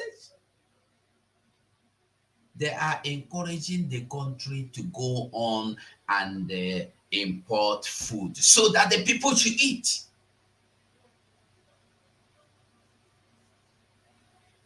Because they know what they are doing. They know the reason why there is no food in Nigeria.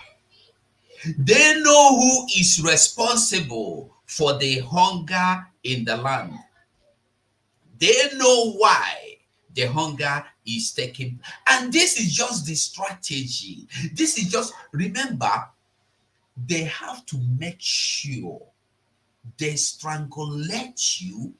They will strangle you to a point that you will not have any choice. Have you seen the kind of torture Nigerian police and army give people? They will torture you to the point that you will beg for your life to be taken away. You watch that documentary from BBC, the boy they were torturing, and then the boy was begging them to shoot him so he died. They will torture you and make sure they brought you to that point where your life will be needless to you. So anything they give you, you will accept. I want to ask you a question. As the people outside, the people on the land, the free people are crying for food, have you imagined what the people in IDP camp will be crying for? These people cannot protest. These people, nobody hears their voice. These people have nobody to complain to. They are just going to die and be forgotten there.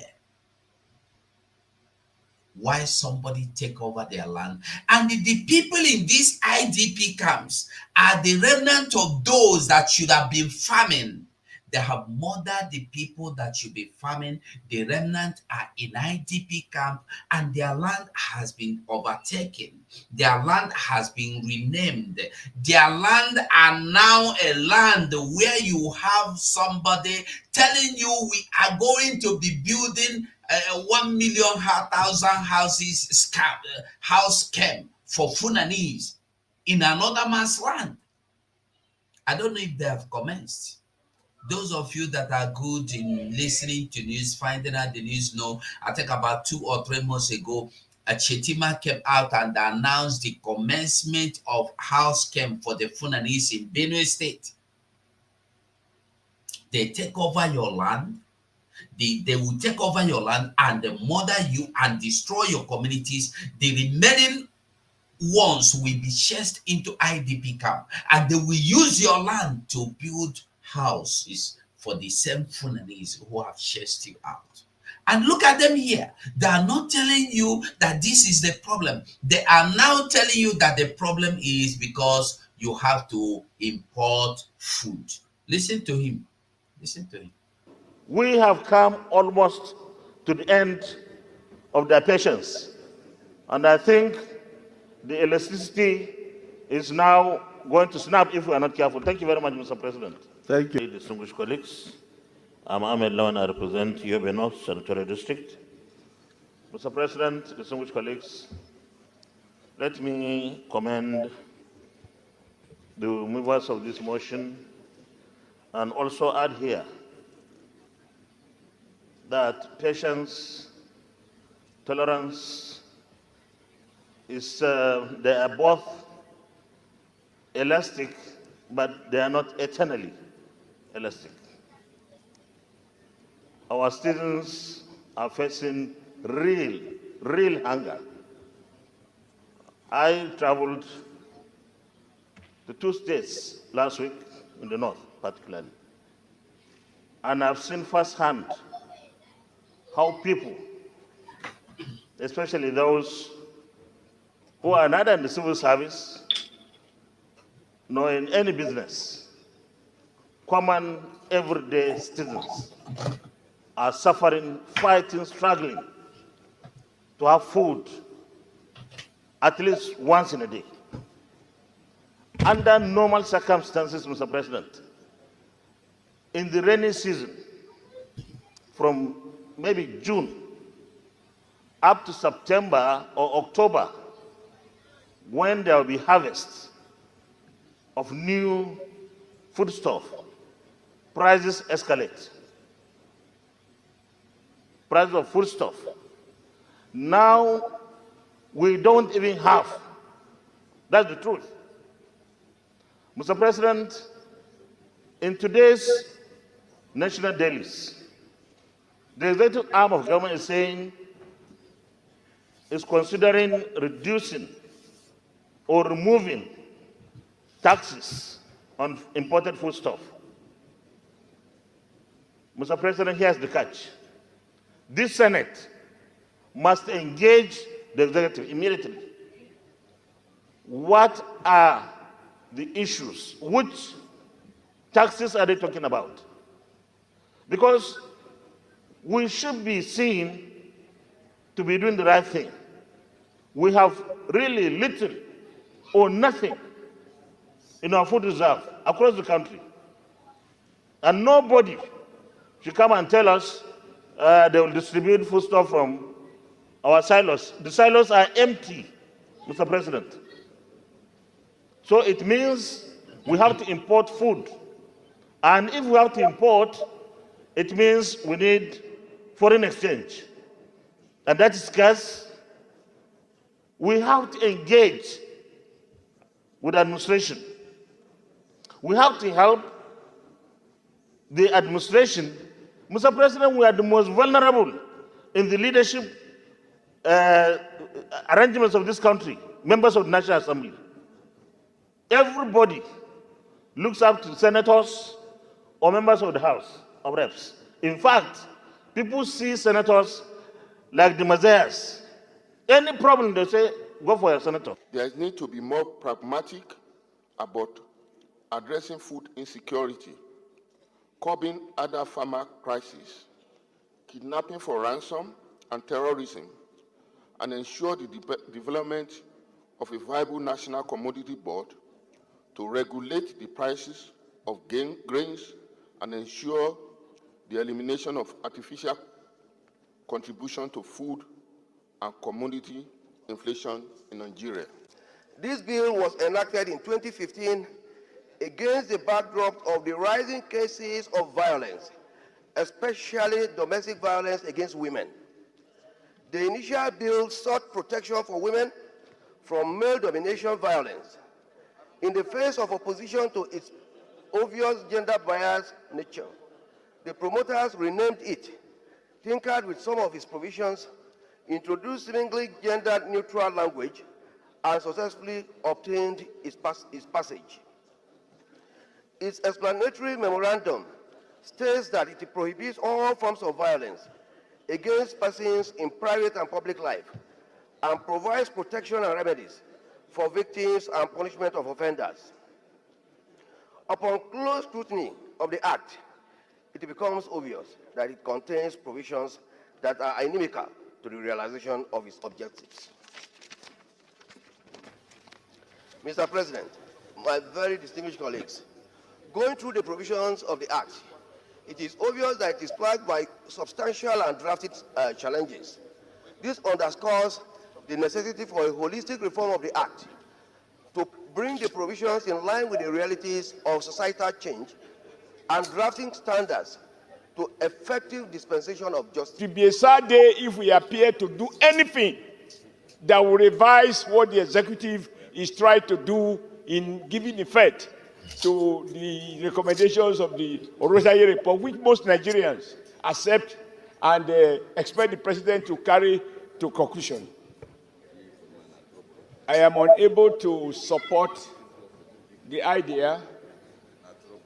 Everything in its totality as captured in this motion, because our commitment to cut down costs, to reduce waste in the public sector, I think it's something that we all share. And when the executive have taken decision It's not abolishing the responsibilities of the film industry. It's probably reducing it as a department so that you can cut down your overhead and save money for other things. Just earlier, before this one now, we spent time debating what government should do to ameliorate the current food crisis. We just have limited resources at every point in time. So steps being taken by the executive to give effect to the much talked about Orosaye report. I don't think that this Senate should block that effort. Because Nigerians must feed. Everybody is concerned. The primary role of government is to ensure the welfare and security of the citizens. And that is the reason why we are here. We must take emergency steps. The government is doing its best by ensuring that any food item that enters the country, zero levy, in order to make sure that people have food. And then, of course, the distribution of these fertilizers across is to enhance production, at least within this period. Because on now, it's very good you listen and hear them. You see, sometimes it's good to allow some people talk without interrupting them. You heard them tell you that the option, for those that are hoping that Nigeria have food anyway to give you, I want them to know that it's like hoping that you are going to be romancing mommy water. No. It's like hoping that you're going to be romancing or wedding mommy water. Nigeria don't have anything. They don't even have silos. Listen, Nigeria don't have anything like reserve anywhere. Both food, both money, everything they don't have.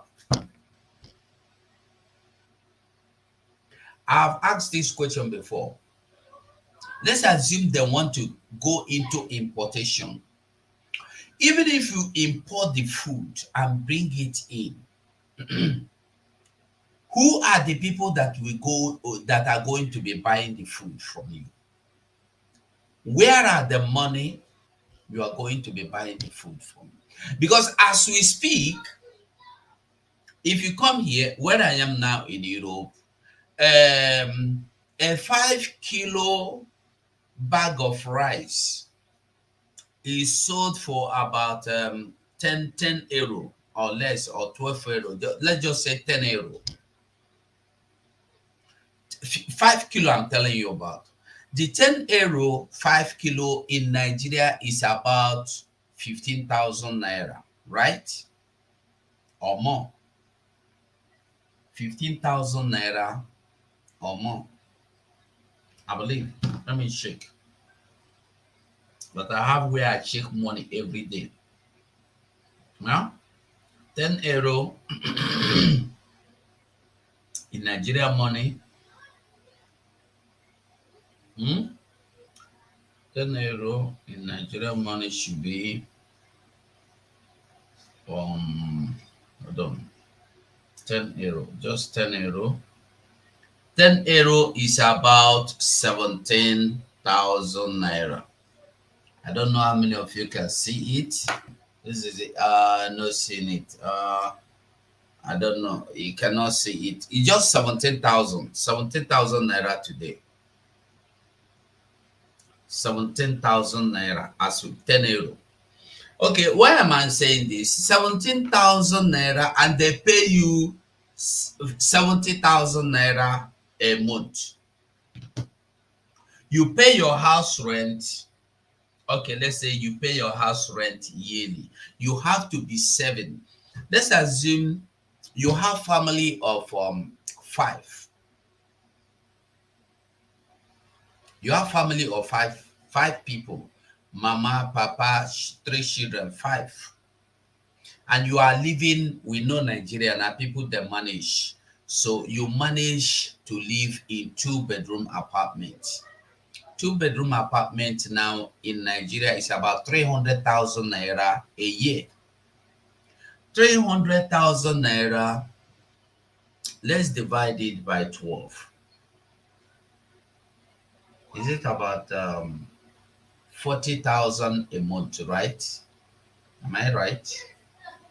Is it about 40,000 a month? No. Mm-mm. But is it 4,000 a month? 4 times 10, 40. No. 40 times 10, 400. 30 times 10, 300. 300 and okay, let's just say 35,000. Every month you have to change that. You have to save 35,000 naira for your rent.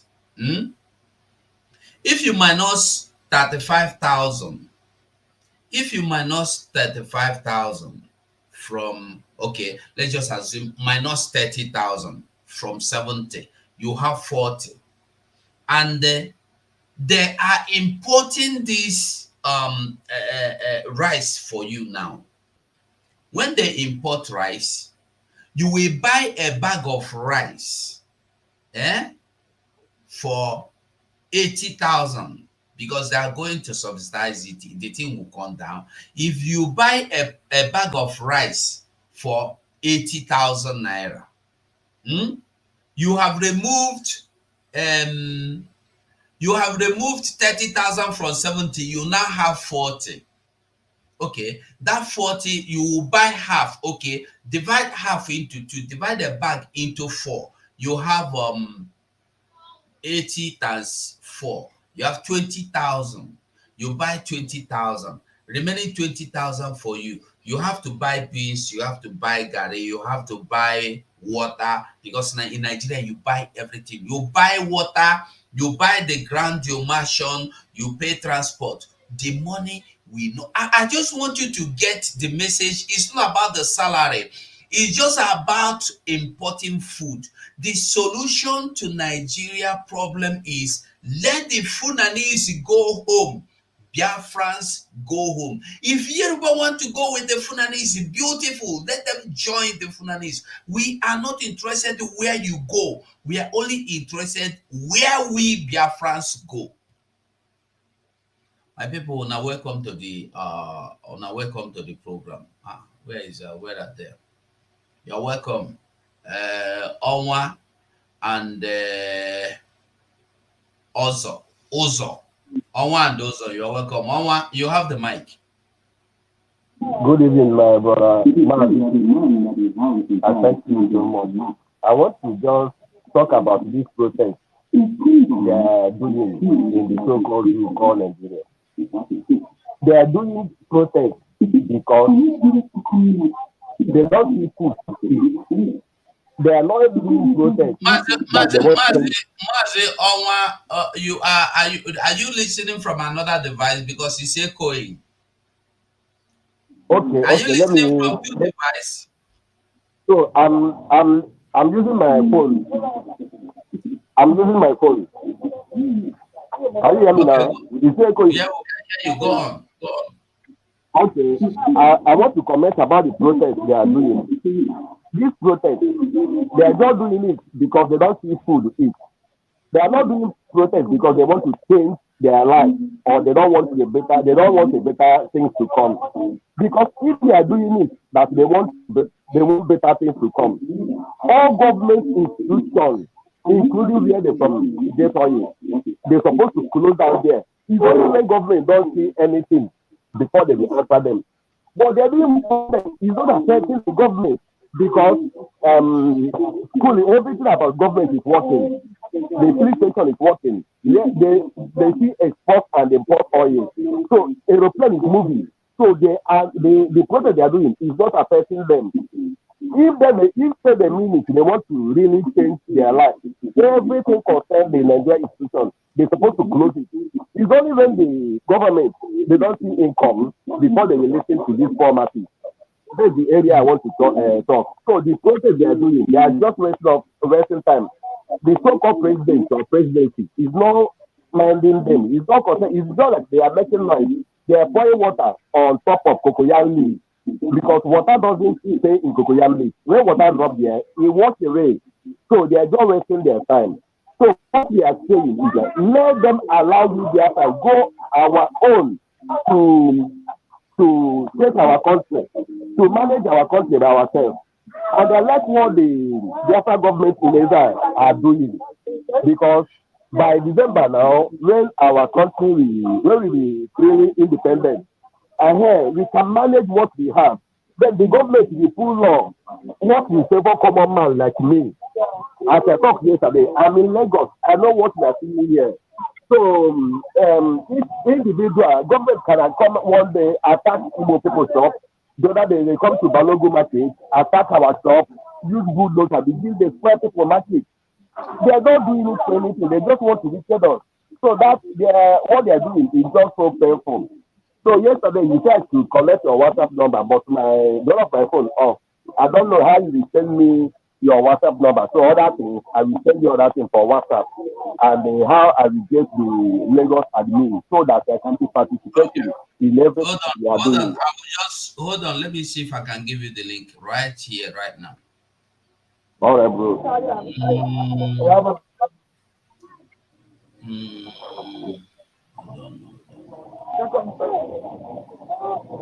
Income.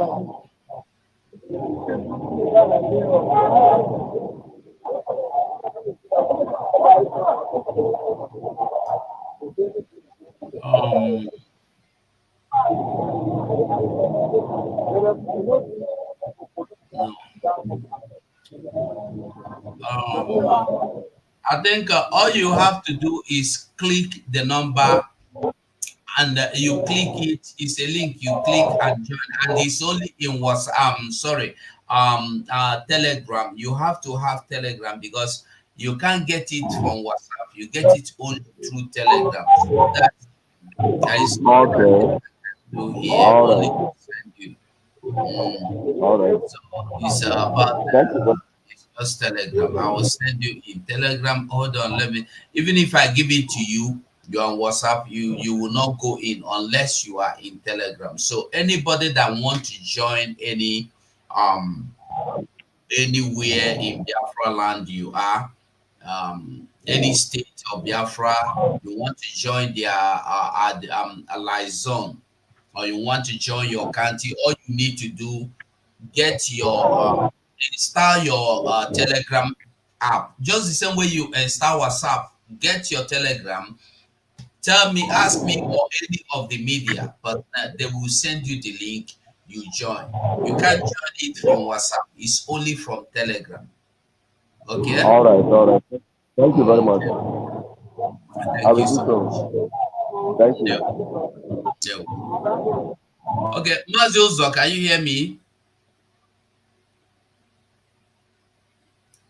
Mazi Uzo, can you hear me? Okay, Doreen, can you hear me? Yes, I can hear you. Now you have the mic, my dear sister. You're welcome. Okay. Hello, 247 and all good Biafrans. Mazugo. Hold on. Who is speaking? Mazugo. Yeah, okay, Uzo. Okay, go on. Now? Doreen, just a moment, please. Okay. Okay, Thank Mazi you Uzo, for your, go on. We are thank you listening. for your good job. Thank you for a good job. And I love that. Oh, Ndewo. Yeah. Thank And those who want their masters to colonize them, they will be colonized 1,000 times. We the Biafrans, we are independent already from the beginning, and we love us. So this one you can. Ndewo. Ndewo, thank you so much. Okay, Doreen, you have the mic. Okay. Nigeria, those who are called Nigeria and still believe in Nigeria, they're just fooling themselves, saying that they are protesting. They're not protesting, they're just fooling themselves. And they're so useless that people that are as hungry as yourself and suffering the same thing you're suffering are people that are going to loot their shops. All of them know where all the politicians have company. They know where they have all their transactions. They don't go there. They're just wickeding themselves. So why do you think that this protest is going to have effect on anybody? They're enjoying themselves. They're at home eating. And people are there fooling themselves. On top of that, they're going to kill a lot of them. You know, they're waiting for, Igbos to come and join them. They've seen it. Yorubas, they've seen it that they cannot do anything. And they're even so stupid that their brother is the so-called dead president. The Fulanis have their own different agenda altogether. But the Yorubas are not reasoning that very well. Buhari did exactly the same thing, even worse than what this one is doing. There was no protest. The Hausas, even when they talk about it, they closed it down. Now they're protesting with the Russian flag. What does that mean? Are they reading meaning into all those things? Let them continue to wait for Biafrans. We are gone, no. We are gone. That time has gone when we join and use our head to carry your problems. No, we are done and we are gone. They've killed us enough, and we have learned our lesson in a hard way. If they want, they should take care of themselves. If they want, they should kill themselves. I wish they would destroy everything concerning that issue called Nigeria.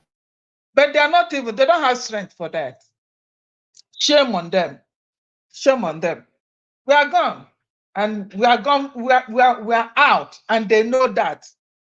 And those idiots that call themselves the governors that are taking credit of our prime minister, jokers. But they know that people know that, we are not listening to them again, that they are just figurehead. Let me just give them that they are just a figurehead. That's what I want. I want to use this opportunity to tell them. If they want to protest, they should destroy everything office concerning Nigeria. Then they know that they will listen to them. Foolish people. Ugo, thank you so much for the opportunity. Okay, thank you. The thing is one thing people must understand is that it's not about listening to anybody. Even if you burn down Nigeria, Tinubu have no solution.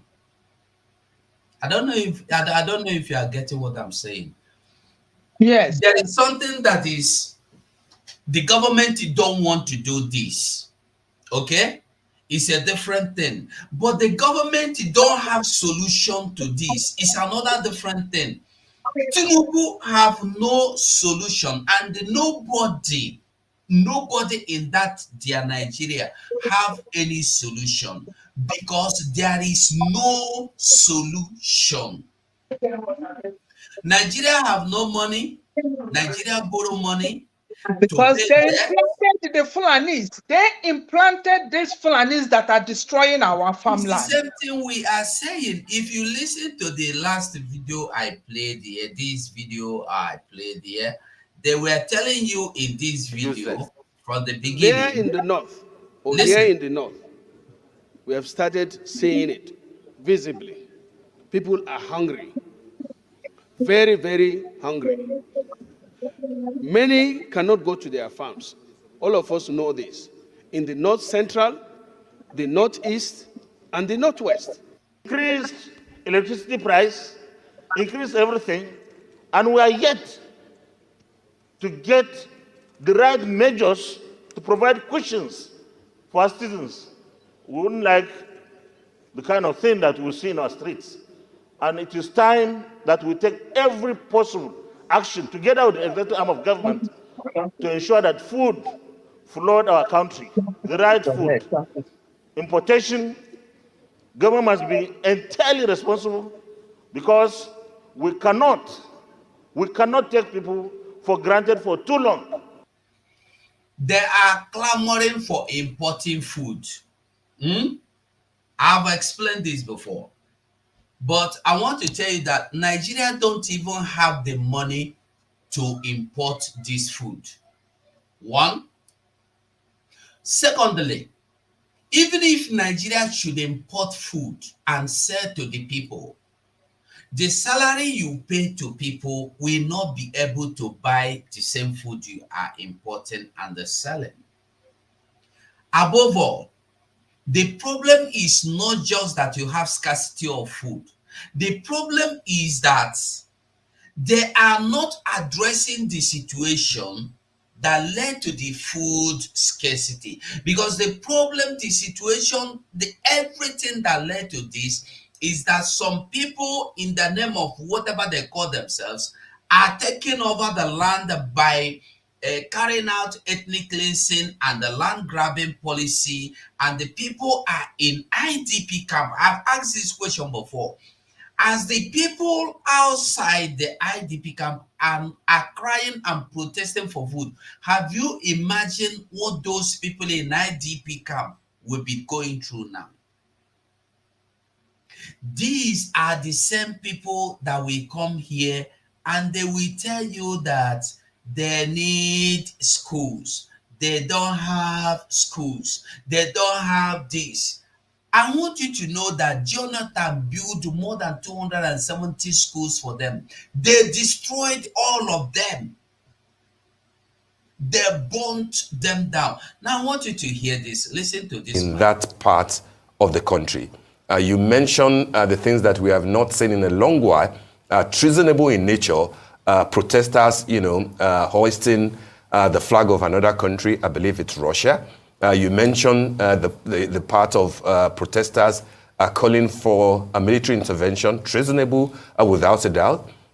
You didn't mention the part that where other people are saying Bameyi, chanting Bameyi, Bameyi, which, as you know, in Hausa, I believe, means that we're done, we're no longer interested, kind of a thing. Do you think that what we have witnessed is a commentary on the 14 months of Asiwaju Bola Ahmed Tinubu as president so far in the north? You know that the images that will stick in people's minds will be that innocent boy in Kaduna being shot by the military.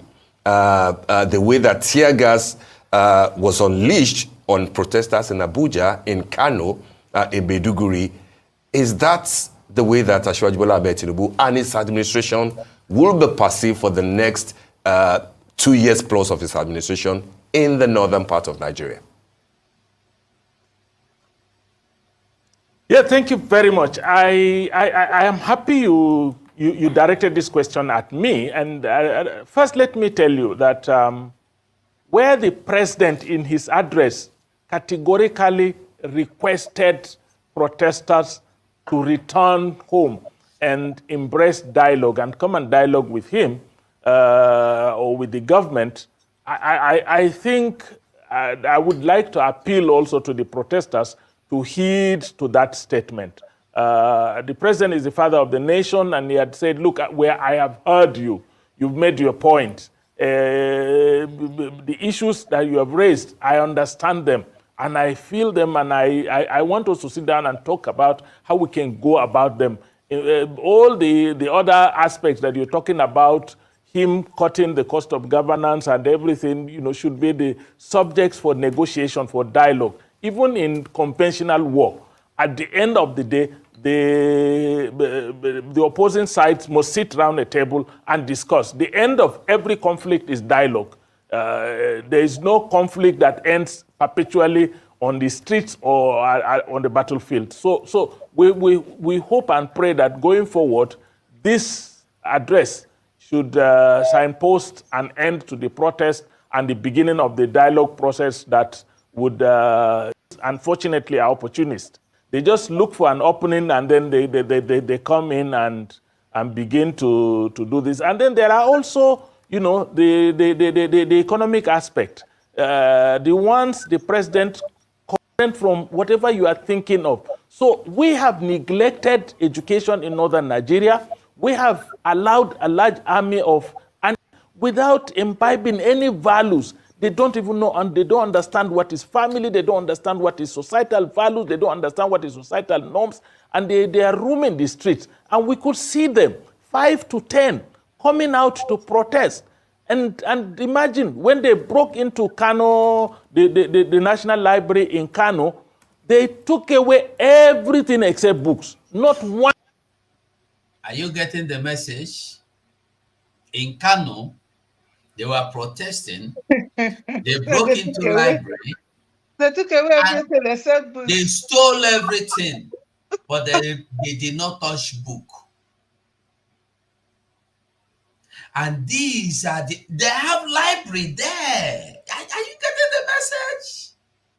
And I wonder if you have this library, federal government built library in Imo, in Anambra, in Abia. If you see anything there, it's the community that built it. But this one, federal government have ministry for amajiris.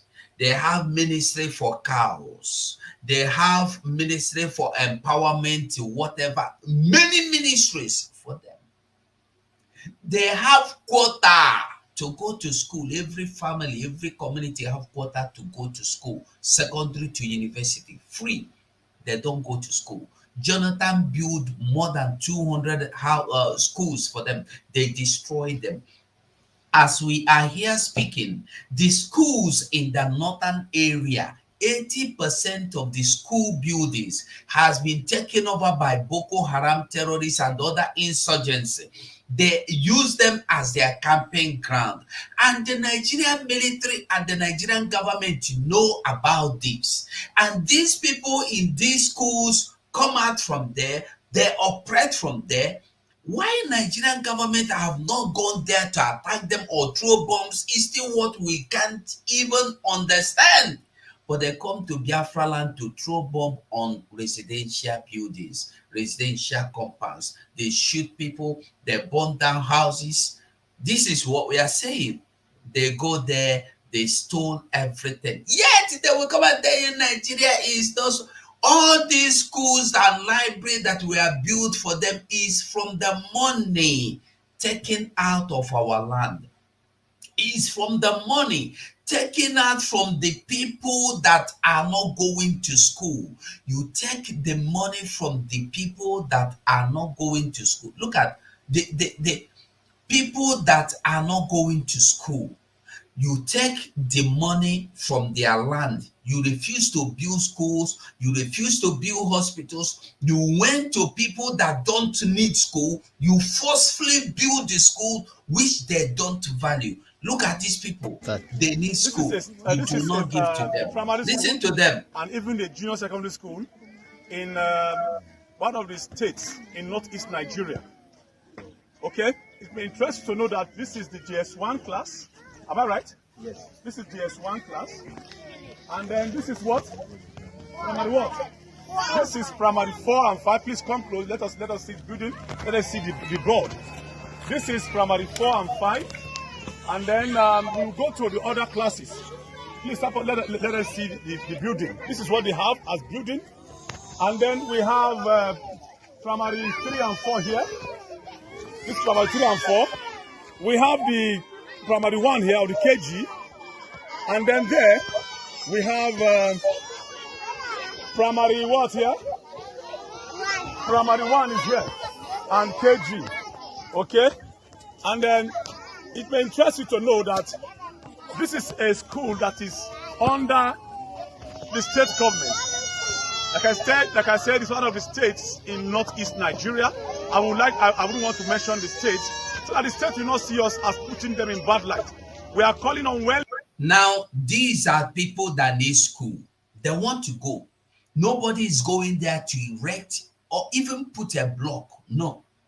I want you to see oil producing area in Biafra land and the sea, no school, no nothing. But they are wasting your money, our resources, to go and build schools for people that are destroying it. If they break it down today, tomorrow they will build a new one. They will break it down tomorrow, they burn it down, they build another one for them. Terrorists, insurgents will take over the school. They went to another area and build. They take over. Listen, watch this community now. Watch.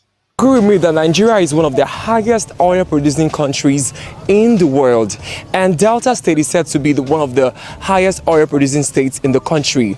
Right now, guys, I'm at Omadino community in Warri South local government area of Delta State. Now, Omadino community is said to be one of the highest oil producing communities from this region.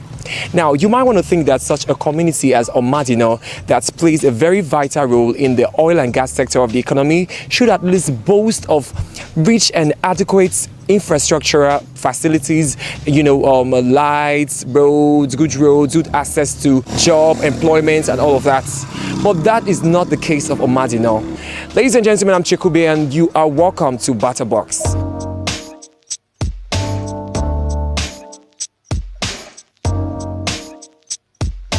You are seeing the oil community, oil producing community. You see the kind of mansions they live in? Are you seeing it? These are the people that their land gives you the oil we are talking about. The oil that Shell is stealing from you. Look at them. You see the life they are living? You see the kind of mansions they live in? This is a place where the, what do you call him? Former minister, I don't know of now, the minister for petroleum, we go to Abuja, we go work to this place. He will fly from Abuja in the morning with helicopter, go to job, go to his office here. In the afternoon, he will fly back to have lunch. And they come back in the evening. He flew to and fro 6 times every day. Look at the people living in the community. Look at their life. Look at the life they live. No school. Are you seeing the kind of community we're talking about? You see their life. You see them. Look at them. P2B has not gone there to look for solution. P2B has not gone there to solicit for anything for them. Look at them. For those people in Warri that say, we are fine, we are not. This is your land. You produce oil for another people to use it to better their life, and you are here. People are not seeing that. Where is that one that do hair, put his hair like this, Panana or Panana? What is his name? Panana? Panana? Panana that will do hair like this. He will come to the social media. He have platform to tell the people about his community that the Nigerian government has stolen their life, stolen their bread, stolen everything. He will not do it. He will come here to mock me, to mock Biafra, to mock Nnamdi Kanu, to mock Simon Ekpa, to mock the government. Because he has run away all the way to Turkey to do cyber crime. One day now, when they catch him and put him in prison, he was like, hey, my brother is in prison. He will not use what God has given to him to fight for his people. I'm not calling you to fight for Biafra. Don't fight for Biafra. Fight for yourself. You come from, you a Warri boy. Look at what is happening in your community. Look at your community, how they look. I pause it here for you to see that I am not just telling you a story tells by the moonlight. Look at Warri. Over here is the town hall of Omadino community. Let's go check it out.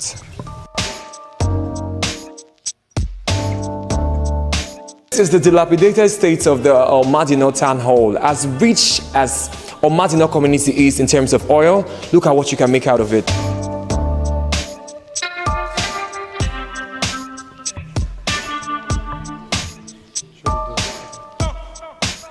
And as the video is going, I want you to shake and find out yourself how many skyscrapers you will see in this community.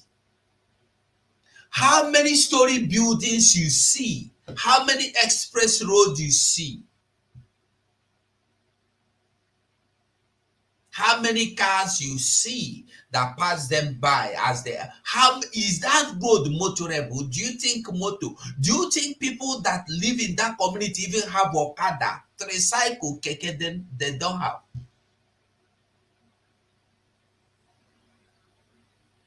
And our money the money gotten from this community are being stolen by these criminals in the name of senators, that are being stolen, that are being used to build schools that people do not have value for. The building library, they burnt down, they destroy. If you must destroy government properties, are you going to destroy the library?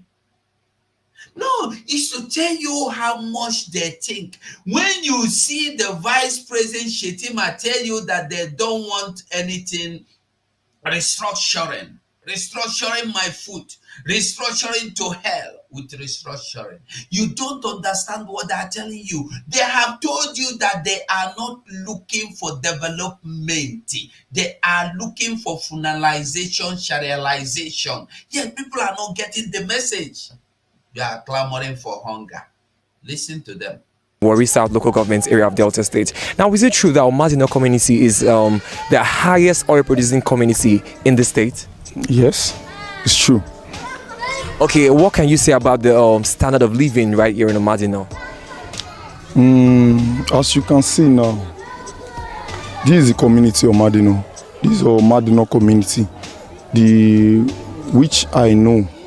I hear that this community is the richest oil producing community in West Africa. This is the Omadino. As you can see, take a look at the community. Nothing is happening. Nothing.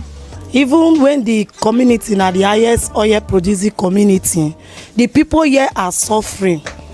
Most especially the youths, they don't have job. Most especially the youths, they don't get job.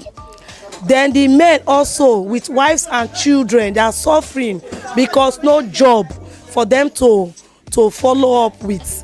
And meanwhile, they say the land get oil. They say the land they good. They produce oil like that. And why the men are suffering? Why the youth are suffering also? So even the women also, they are working hard, so hard to assist their husband to make sure that the children feed. Then now let government try and help the youths, the men and the women, to empower them, to give them job, to make sure that they have something doing.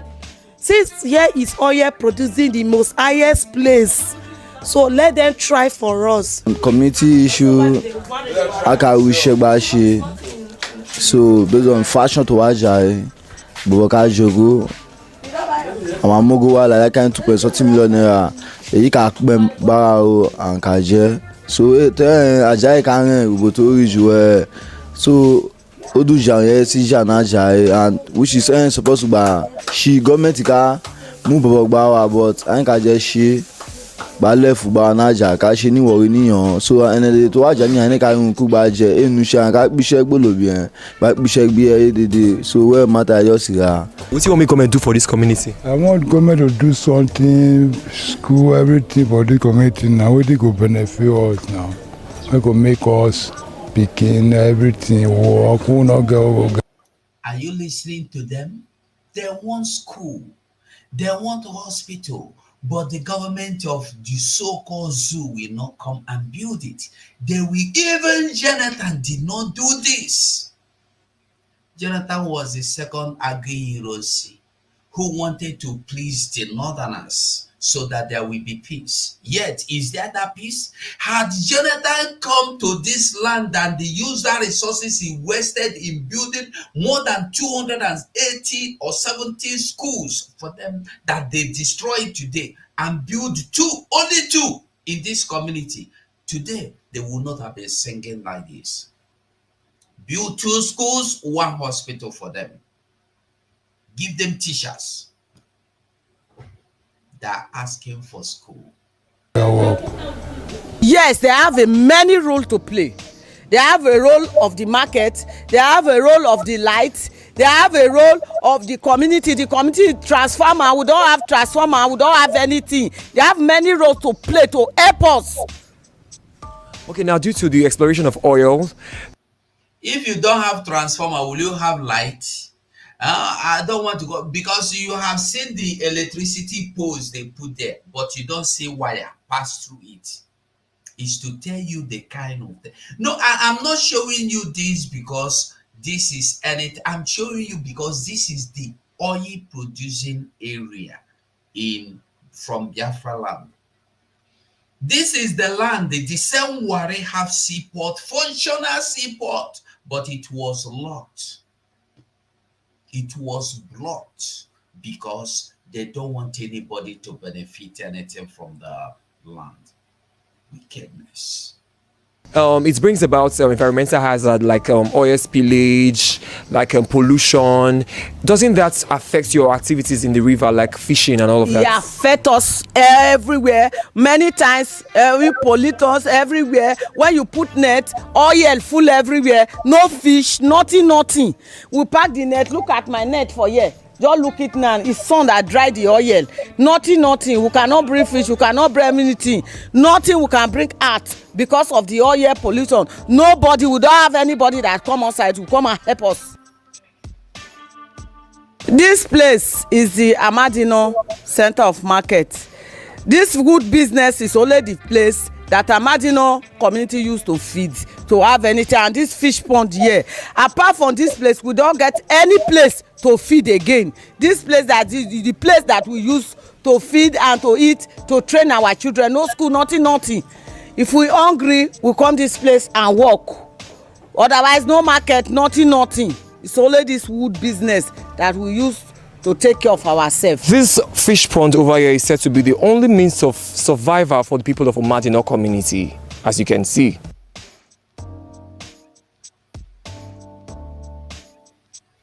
Okay, now guys, we are at the river bank now to go find out, to go see for ourselves how far the extent to which the oil spills may have caused damage to the waters. Let's go. Wow, you can see.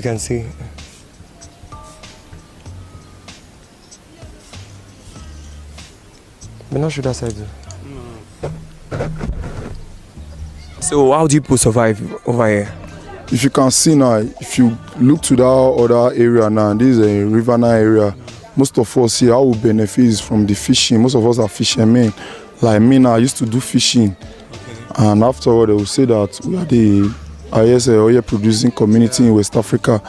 Apart from fishing, we cannot be able to survive, and this is the community. Well, you said that since the exploration of oil from this community, there are some things like oil spillage and all of that. Don't it affect your activities on the river? Why? It affects us sometimes. If you even go to the water side now, you see some of the oil spillage that happened some time ago. But now we even complain to some of the agents workers. Yes.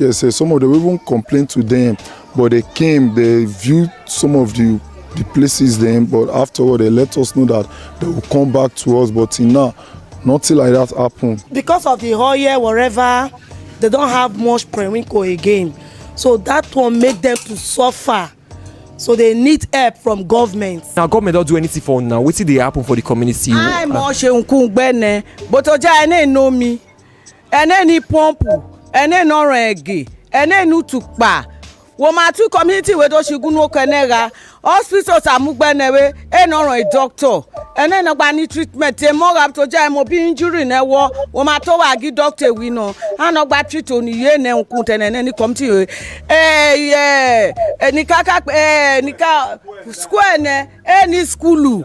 No teacher, any teacher in school we obon ta kongbe ne keke tun awe obon we ani mi na ene nkun no obon we obon we dede doko ene nkun na madino tene mo gawe ene karu nkun ni no utupa ene kanu tupa 2 weeks 3 weeks ene tenu tupa. Tupa last lights. Okay, what do you have to say to the government in general? Just pour out your mind. Okay, we beg the government. As I am now, I don't have anything doing, and I'm from this community of Madino, and we say that we are the highest oil producing community. Most of the youth, all the youth in this community, we don't have empowerment, no job, nothing is happening. Because of hungry, sometimes the youth fights. Even if you look this guy talking here, where is he? If you look at him, you see he don't have strength. Common strength to speak. He don't have that strength to talk. He's hungry. And they will tell you that your problem is Simon Ekpa. My people, If you do not wake up for yourself, nobody is waking up for you. Nobody is coming to help you. Nobody.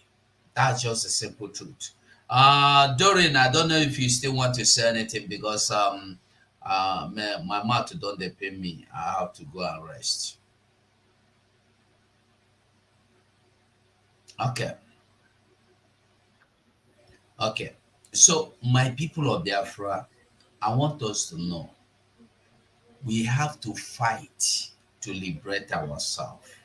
Support this government from every angle, from every corner, from every means. Support this government under the leadership of Simon Ekpa, that in Finland. Support him. If you have this money, invest it in IOU, Biafra. Do your fundraising. Do your weekly tax pay. Even if it is $1 you can pay every week, pay it. We are over 80 million Biafrans all over the world. If every Biafran can pay every day, every week, $1, every Biafran, we have $80 million a week. And the Biafra will come a week. But our problem is that we ignore our responsibilities. We ignore our responsibilities. We believe some people are there to do it for us. We believe that there are some people that this is their responsibility. It's not all of our responsibilities. But your freedom is your responsibility. It's either you get yourself freed or somebody is taking you away. Think about it. I have to stop here. I must say thank you so much for being part of this program. If you have not liked this program, try and like this program. Ayola, can see you. I greet you, Evaristus, Clement Friday, Biafra, Chris. I greet Sonny, Ndewo, Biafra, and Franca, Obieze, Grace, Omoboya, OZD. And Clement, I greet you. Ugochukwu, I greet you. Nolina, I greet everyone. 555 Vision, Shidera, William. I greet all of you. I respect all of you. I love all of you. Namde, and Benjamin, and Stella, Ozoka. I greet and respect to Bieze. One Love, Triple M, and every other person. If I don't call your name, I love you. Yet I still love you. I want us to know that Biafra is our destination. Without Biafra is nothing. We must fight to free ourselves. That's the only solution left for us. We have done everything. We have sacrificed. We have pleaded. We have begged. We have tried to defend ourselves. We have tried to explain our situation. We have tried to make people understand that we are good people. We are nice people. We don't want trouble. We've tried to go into church system. We all turned into priests. We begged. We do this. But nothing worked for us. You have to be offensive. If anybody comes before you, if you find anybody trying to come, advancing, bring that person down before the person gets to you. If that person gets to you, they are bringing you down. I must say thank you so much for being part of this program. God bless you, and bye for now. That Simon Ekpa is not looking anybody's face. The only person I respect in this struggle is Mazi Nnamdi Kanu. I gave him my word that I will never disappoint him. Before you pick a fight, ọkpụkpụ mbụ abụrụ ọkpụkpụ na-anọ mmadụ n'onu onye ahụ ka dị ndụ. No. Ọkpụkpụ nke mụ ọ nọrọ gị n'onu ogbuo gị pii. No matter what, you can't take it out. agbago Nigeria n'onu, gbaa ndị iro Biafra n'onu, gbaa ndị si na Biafra agaghị abịa in 2023 n'onu. Anọ m ha n'onu na-akụ ha wọwọ woto woto. Ọkpụkpụ a, you can never swallow it and you can never bring it out. So I want you people to understand that propaganda is ongoing. They even say they are signing petition to arrest Simon Ekpa. I do not know, what kind of petition they are signing to arrest Simon Ekpa for other reasons. These people don't understand that we are actually in freedom fighting. Freedom fighting where we do not validate Nigeria state. We are fighting for our freedom. Nigeria state have committed war crime, genocide, crime against humanity in our land, leading us to take the decisive decision we are taking today. And every necessary measure will be taken to make sure that we save Biafrans from Nigeria come 2023.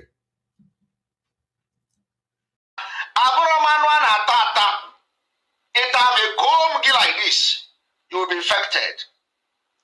If you eat me as a meat, or cancer kileri, get a cancer maybe, or you cancer a finish egg, come and eat me as a meat.